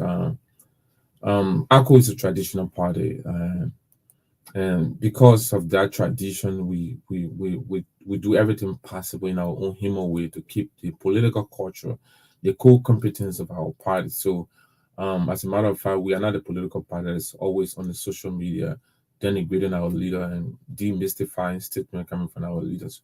We there's a channel of communication in ACO from the national executive. Even at the national executive, we have to go to the traditional leaders, the Supreme Council, before official information comes out. So the issues about the ACO Kennedy caucus, it is something that I really want to address. As a matter of fact, they are the position statement.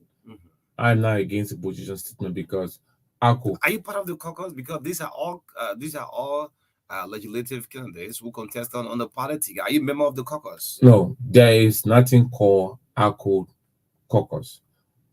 There's nothing called ACO caucus in ACO. But the statement made, it's not something I'm against. ACO has not taken any position, which is true. The ACO has never taken any legitimate position as to either side to support. Okay, you want to make that clear. Okay, so we saw the face of ACO, your SB with the Unity Party. So the party, for the record's sake, have not come up to say we have pledged our support to the Unity Party. Are you clear about that? You need a Unity Party or the CDC. Okay. The checkpoint I'm trying to, you're right, so that tomorrow another group cannot come in and say, oh, this group is legit. In our group, there's nothing. I contest on edition number 2. We have 34 candidates that contest on the ACO ticket, and I serve as a liaison between the candidates and the national executive. And some of the statement they made that they have not seen the standard bearer, they have not have interaction with the standard bearer, they are not informed about the party activities. That is something I said it was misleading, and it has no basis of truth because we convened a meeting 3 times. I serve as a mobilization officer for September 10th campaign launch, and you saw what we did. All of the candidate was into section, and African. So no caucus. There is nothing you call caucus. Nothing called caucus. I brought together 26 candidates. 26 candidates, and the standard bearer asked me to convince them how do we launch September 10 launch. And they all gave their idea. As a matter of fact, compensations reached some people. And the standard bearer was very concerned that this campaign, we cannot run a campaign without the candidates and support. Bring them together. Some of them asked excuse that they were encounters, they were running campaign, so they couldn't make it to Maserado. But all Maserado candidates sat under the gabble of the mobilization officer. They were concerned. Their concerns were addressed. As a matter of fact, the standard bearer went into districts in Maserado County, District 17, District 13, District 12, District 2, District 8, all of the counties, including as far as going Bone County, Bome County, Grand Cape Man, Lofa, Nimba. And how can somebody come and say, we in touch with the standard bearer, we have no concern? Since the election, if the party maybe have called all of legislative candidates who contested on that ticket and said, well, congratulations, guys, despite we have not made it to the runoff, we should decide. That is the result of the executive committee now. As to which of the parties are we going to give our support? This is what they're saying. No one have called them.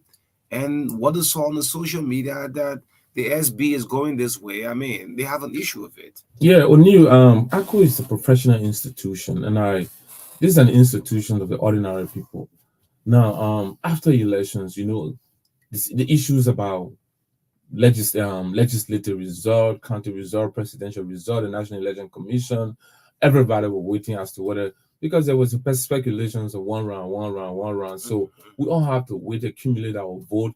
As a matter of fact, we, the candidate, we have to come back to the political headquarters to go in the war room to know what was the vote in District 2 or District 13, District 15. We know the total vote.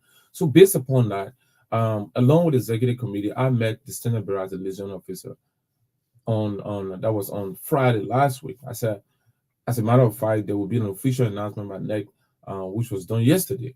So, Mr. Stenenberger and the National Executive Committee, can you give me an authority to meet at least all of the candidate and coordinator? I was given our authority. Have you done so? Yeah, I was given our authority to call for an official meeting. The meeting was held this gone Sunday. You called meetings? It's gone Sunday, ACO headquarters. You could see 300 people assembled there.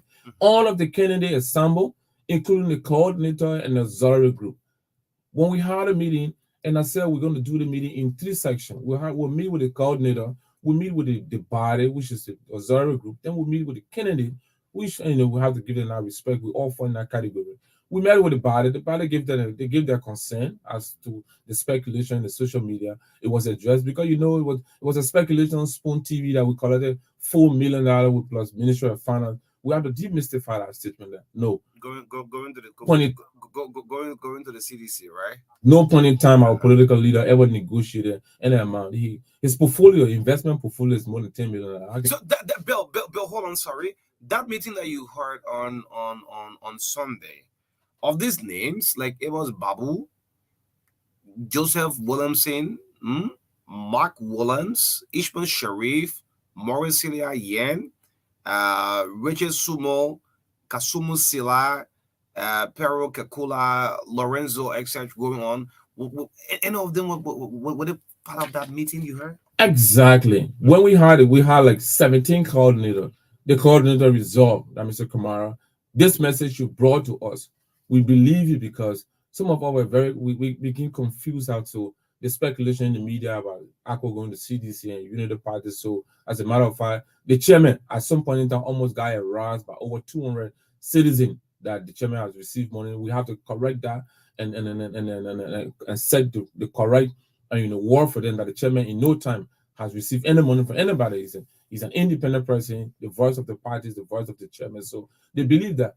Then we arrived to the candidate, and I told them, gentlemen, let me tell you, whether or not there will be elections will be over, but the integrity of the party remain. So even if Honorable Lucene Kamara, the standard bearer, let's assume he even take the side of the CDC, he's not going to run a campaign alone. He's going to run a campaign along with the candidate in every counties and district. Let's assume he take a side of the CDC. He's not going to run a campaign alone. He's going to run a campaign with the candidate. So we as candidate, we need to come together in a very responsible manner to put our petitions, our requests, our expectation.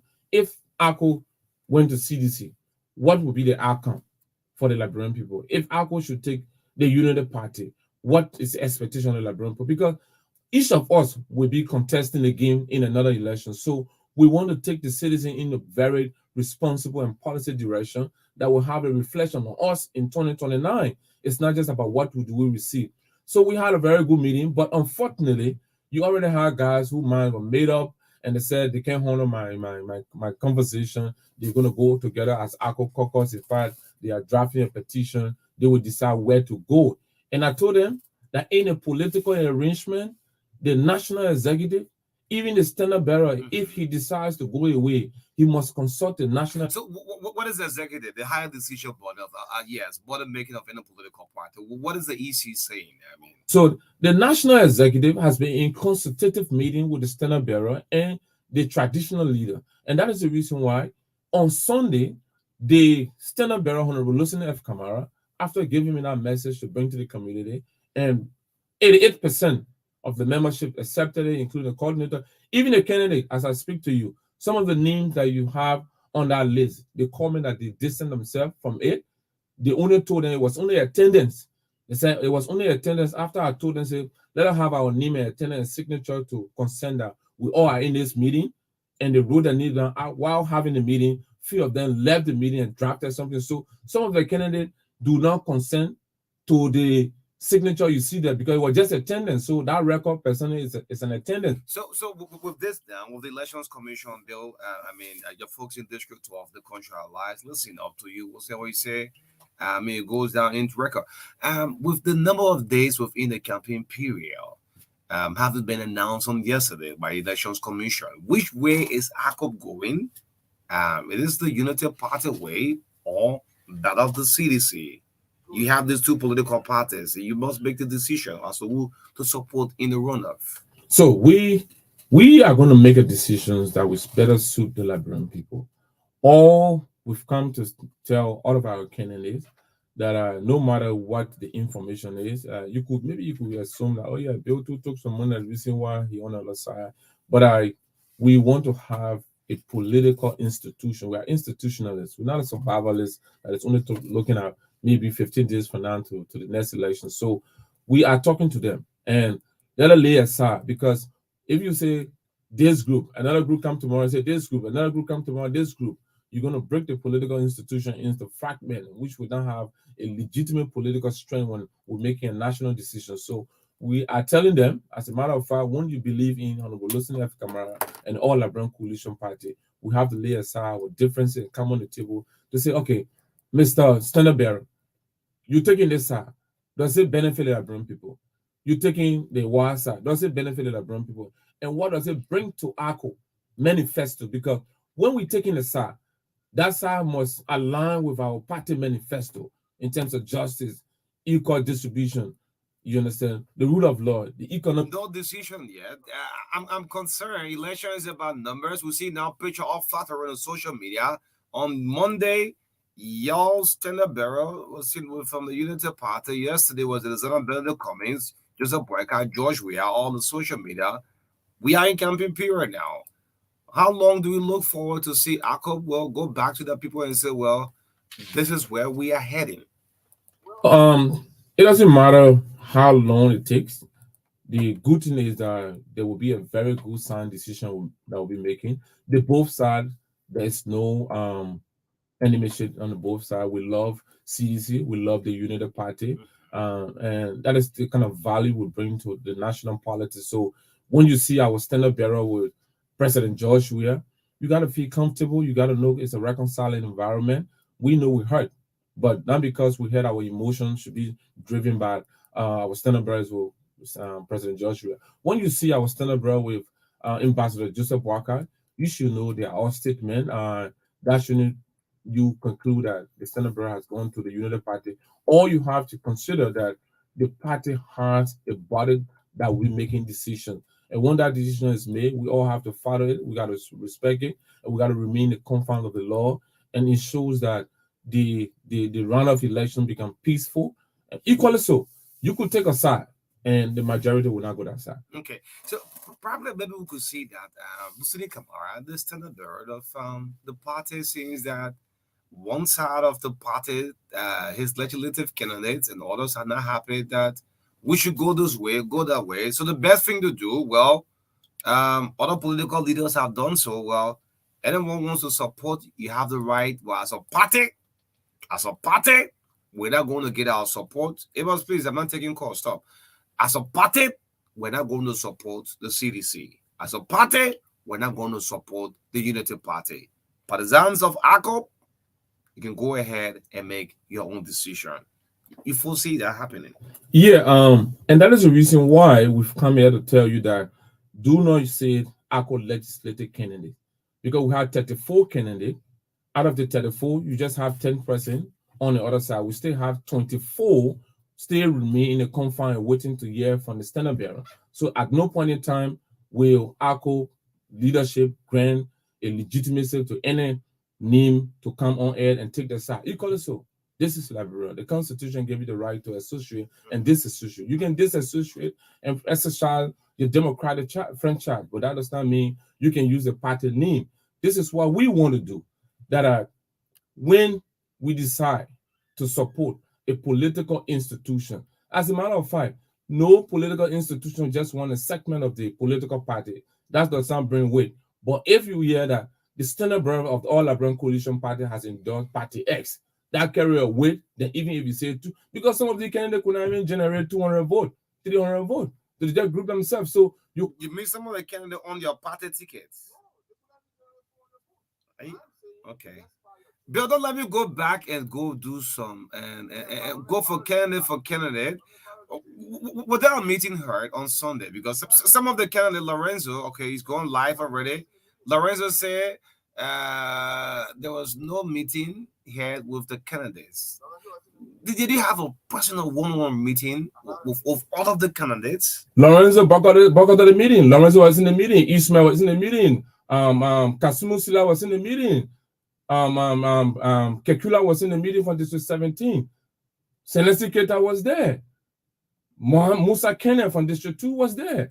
I can name you all of the people that are in the meeting, and that's why I'm telling you that you cannot use an attendance from the meeting and attach a document to it you run with it. So this what I have in my possession is attendance for the meeting. Attendance. Why all this is happening with Accra? I mean, coming in the news for the wrong reason. What is happening? We're not hearing this from the CPP. We're not hearing this from Telon part of the LPP. Line but Accra. Why? This is because that's why I always tell to people, I say you need to build a party based on institution. During the time of the elections, there were so many people looking for party that have at least a reasonable accommodation to contest as a candidate. So some people came to the party, they were not members, they just jumped there 1 month. We assured them that it's an ordinary party. And you put on your ticket. On the ticket, they came with so many crowd. I have a constituent, I have the larger number, put me on the ticket so at least I can bring number. And they got that legal rights to register as a candidate. We think that at this point in time, they should abide by the Constitution, the institution, and whatever fundamental and procedure that the standard bearer and the national executive can take. They want to take it, but equally so, they have the right. But what I'm saying, you cannot carry the institution to say, "Ako candidate." I'm a candidate. What makes you think I don't subscribe to the document? Because the next thing, if you subscribe to it and they have a different intent, that undermines the integrity of the institution, and we do not want to go to that route. All we want to tell them, come back to status quo ante. Let reconverge. There will be another meeting tomorrow, and we call on every candidate to be in our meeting. Your consent, because who's calling the meeting? Is it the liaison or the standard bearer? The liaison. In the party executive will be there to address it. The same with the coordinator. We have over 30. Have you placed phone calls with them? Information in the chat room already. We all are in the general chat room sending information. That's the same thing the coordinator had. The coordinator after elections, they were not saying. We had a meeting with them, and the issue was resolved. This is an institutional issue. We cannot put in the media. We have to let all assume the court has said Ako candidate.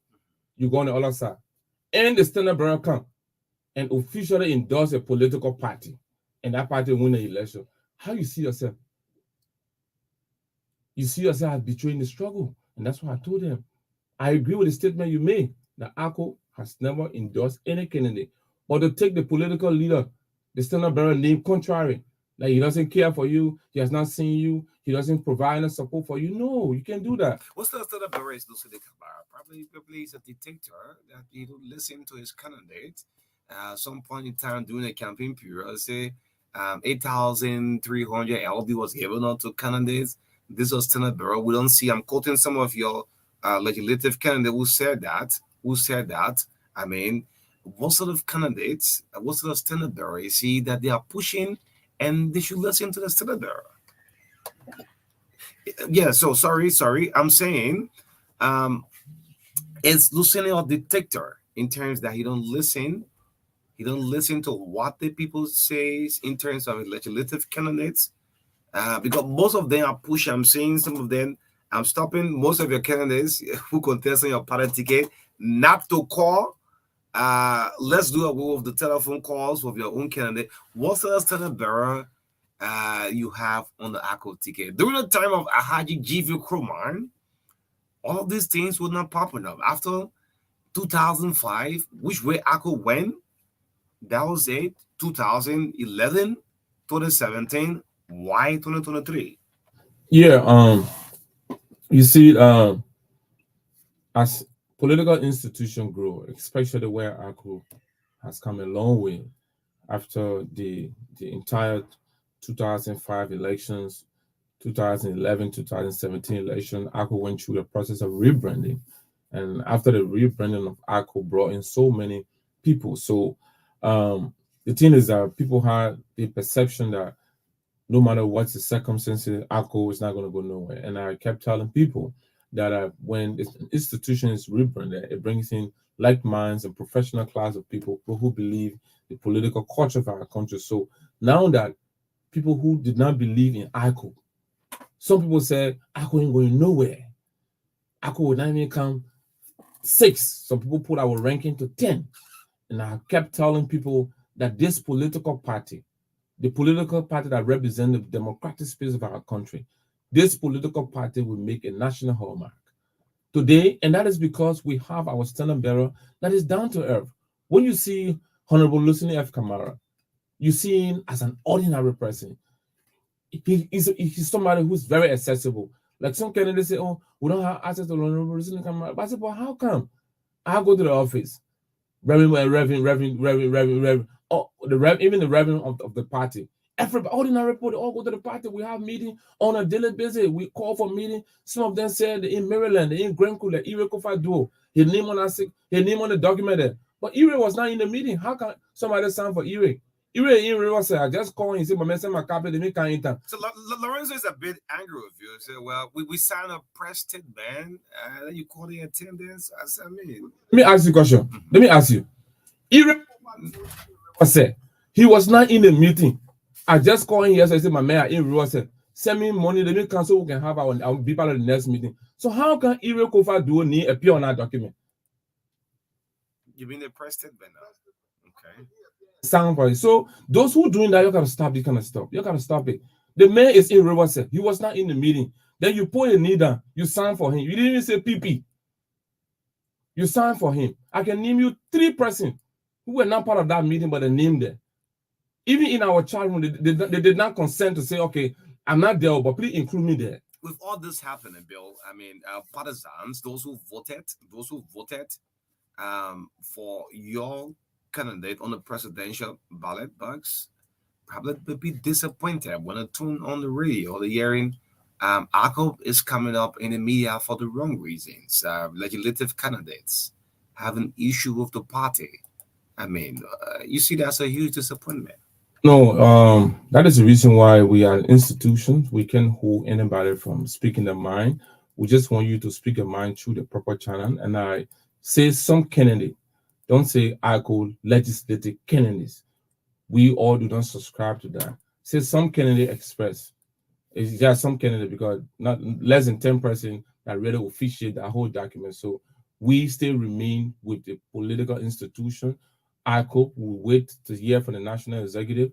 Our standard bearer, they have an engagement with the standard bearer. And that's the reason why you've said on many occasions, let the standard bearer come to the media. He said, "Bill, I can't be rushing to the media. The media want a sensitive, confirmed, and credible information. So we have to do more grassroots engagement to see the electable candidate whose manifesto align with our political agenda in delivering the Liberian people in 2023, November 14th. So in that light, it is not just about we, the candidate as individual. It's about the Liberian people. It's about Mahamiri in Riwase. It's about somebody in Lofa County. It's about Grand Cape. It's about Maserati. So even out of all the candidates, we have to be careful because we have a vision. We have a passion for our country in 2029. It's not just about today. So we need to subscribe to the best idea, to the best norms and values of political institutions. And for that, we got to be loyal. We got to stand. Even though we're not hearing information, I have told them, the first thing you need to do when you cannot hear from your political leader is to write them or try to engage them. Don't say, "He can't to all." You too have the responsibility. When he did not get to you, you have the responsibility to get to him. How do you get to him? County has maybe this is the election trauma now. Yeah, ACO has anticipated to have won the election and the result didn't go your way. All of the candidates probably traumatized, and so nobody's calling wool, nobody's reaching out. So this is happening. Reach out, and I reach out to all my men. And I got filed. There will be Maserati today. I know the challenges. I know what we all went through it. All of us spend. We don't want to put on the table how much we spend, but you must sacrifice. Do you know how many persons contested? 1 time, 2 times they didn't win. Look at Kekula Kamara in District 14. This is a 3rd time. Look at Sibu Kenneth. A 3rd time. There are a lot of people who contested. Look at your man, Tai Wongwe. He went, he didn't make it. So sometimes you got to be passionate. Sometimes you got to be consistent. You got to have political idea. You got to be an institutionalist. You can't just jump. Today you're unsuccessful. Then you jump to another place. You're successful, you jump to another place. When you continue to masquerade in the corridor like they with inconsistency many times, even your supporters do not believe in you anymore. They just feel you are survivalist. You just want your own today. So I'm telling all of my candidates that the ACO that people said that will not be a cornerstone in Liberian politics It is the ACO that all the political institutions running behind. That is a pride to each of the candidates. Though you didn't win, but it's a pride today that the CDC won you. It's a pride today that the United Party won you. So we all have to come together and put our voice behind the political party and show that they go in the right direction of the Liberian people. Okay. What's the way forward? Yes. What's the way forward? The way forward, first, let me extend a big thank you to our chairman, Ansu daughter, the campaign chair, Sirleaf, all of the committee, the Mantu, Mohammed, Kumar, and the rest of the team and our standard bearer for exercising patience and engaging in a very professional manner. And also to all of our candidates. There are other candidates, 24 candidates, who have said we're waiting for you. Please bear the patient. I know time is running out. It's not in our favor, but the features of Liberia is what matters to all of us. Let them meet tomorrow by 4 o'clock at the Somalia Dry Operational HQ, ACO office. Let me tomorrow. Let's sort our differences. And I may be in the wrong position saying the right thing, but equally so, the party feature matters most. No one person is greater than the party. I want us to remain a confirm of the law. Let you show tomorrow the executive member of the party will be meeting us tomorrow about 4 o'clock, and I will ensure that it will be there. Whatever concern you have, it can be decent women auxiliary group, it can be ACO caucus, it can be caucus of ACO, it can be stakeholder of ACO. Any concern you have, the operational. It can be candidate ACO candidate caucus. Candidate, it can be most radical. Recognize a minute, the ACO candidate caucus. Where after election, there is a caucus. Yes. The whole thing I want to say we're going to win now. Yeah. We're going to be winnable candidate caucus. Yeah. Mary Lorenzo, Ismail, Kasumu, Sila, my uncle Conan, the rest of you, Amos, Badu, Ireko Faduo, all of my men, and Musa Kenan, Sonesi Keita, the rest of the team, my man Pedro Kekula. We have so much strong intellectual. They work, Lorenzo himself. All of them work. I must admit, they work hard. But let us not allow our work to go in vain. This is a very critical period we're in. So this meeting you call it on tomorrow, right? It's open up to all the legislative candidates, those who contested. Except for those who do not have the time to be here, like maybe you need to place a text message to them through WhatsApp. Please do it. For the record's sake, let's see whether they will turn on that, or maybe this other side have a specific agenda now. There's no agenda more than the party's agenda. Okay. And we're going to place a call. As a matter of fact, the secretary will go to the chat room. We'll place a text message. Those who will not be in the meeting, we just want to get confirmation that it will not be there, but at least we will acknowledge the meeting. And I can assure you that the chairman will be in our meeting. The campaign chair will be in our meeting. If the need be for the standard bearer to be in our meeting, the standard bearer will also be in our meeting. As a matter of fact, the operational office remain open for every candidate to be there at every time to get information for their constituents. So I do agree with you. We need a reconciled environment. We keep fighting one another. ACO is a solidarity party, and let remain a compound of the law to see what happens. Would there be a problem, perhaps, after the final meeting and the standard bearer, the party decide, well, say, I'm going to support the Unity Party or the CDC. Then the candidate caucus said no. Of these two political parties, this is our way we're going. Will there be a problem for the party? We have the candidates. From the meeting tomorrow, we will have a formal name. Right now, we do not have any name. There are different group of names. You don't want to have ACO Independent Caucus, ACO's candidate caucus. There are so many. We have 24 candidates. On the other hand, we are very independent, waiting for the institution. So we don't want to be scattered with name. As a matter of fact, after November 14, that's it. So you don't want after November 14, then you be seen differently as somebody who rebel against the institution. So we want to avoid all the name. You're planning to explore anybody who goes against the party mandate? Yeah, I guess you have heard party mandate, the party mandate. Out of the candidate who the party will decide, say, let's support the CDC or let's support the Unity Party. And the caucus say, well, no, we're not going this way. You're planning to do so? The Monday, you are institutionally. Let's say for True FM, you have a norms, you have the value, you have a core competing that you want everybody to follow here. So if somebody would not follow the procedure of True FM, what do?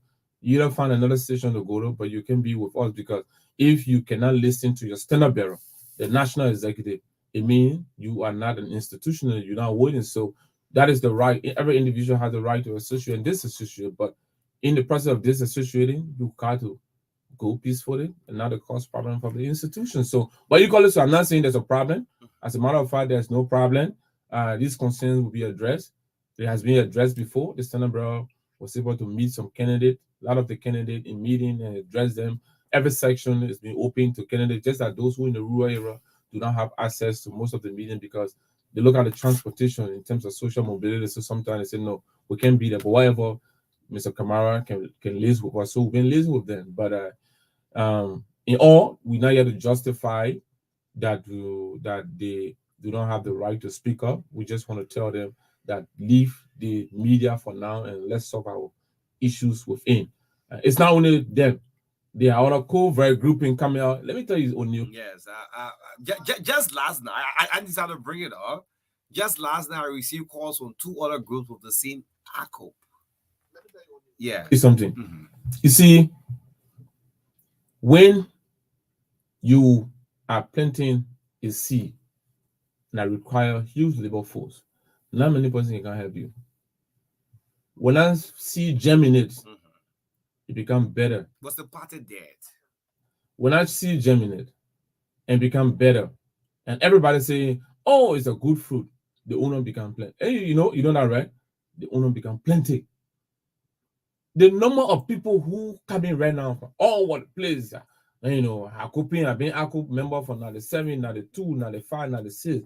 The entire number, if that number have voted ACO, then we in the second round. Then we're talking about the second round because we anticipated Maserati alone to bring out over maybe 125,000 votes. That's our numerical strength and statistic we done. But because people did not believe that ACO would have been somewhere that everybody would need, they went their way. Now that ACO is about to take a direction of the Liberian people, all of them coming from ownership. Member at this group, That's why I told the chairman, I said, no, we can't say they're not member. Everybody they are member. As a matter of fact, after this election, you will see the number of people that will come to ACO because they have believed in the message that you send in each of the community, each of the county that come to ACO. ACO is the alternative party, the ordinary people party. So after the election, we will put in the mechanism that will ensure legitimacy of our member. People will subscribe to the institution, will become one of the most formidable opposition political party in Liberia from now to 2029. We do not only want to become sit on the table to decide who become the next person. No, we want to become a party that other will support in a runoff in 2029. So, and that is the reason why we are very careful as to how we make a decision in 2023 come November 14. Great. The voice of McClintock's Kamara, District number 12 representative candidate from ACO is a liaison mobilization with us this morning right here on the True Breakfast Show. Again, he has said the party have not come out officially as to who they will support in this runoff, whether the CDC or the Unity Party. Yes, as you close up, your final word to partisans, so all of affiliate members, those who have issues with the party, what's the word you want to say to that as we try to close up? I want to say thank you to all of you. All ACO Accelerate, Maserati County Chair, all of the county chairs. I want to say this is a very critical time in Liberia. We should not take any person's view. We should not overlook it. We should take it very seriously. Let ensure that those in charge of the various community, vice president for operation administration, let's try to engage our partisans. Let's inform them because the issues of rumor in Liberia, rumor spread faster than the truth. Can you imagine somebody say, Bill, you took, they gave you $15,000, you are ACO liaison officer. I mean, they almost beat me on Banana Junction. Okay. You took 15.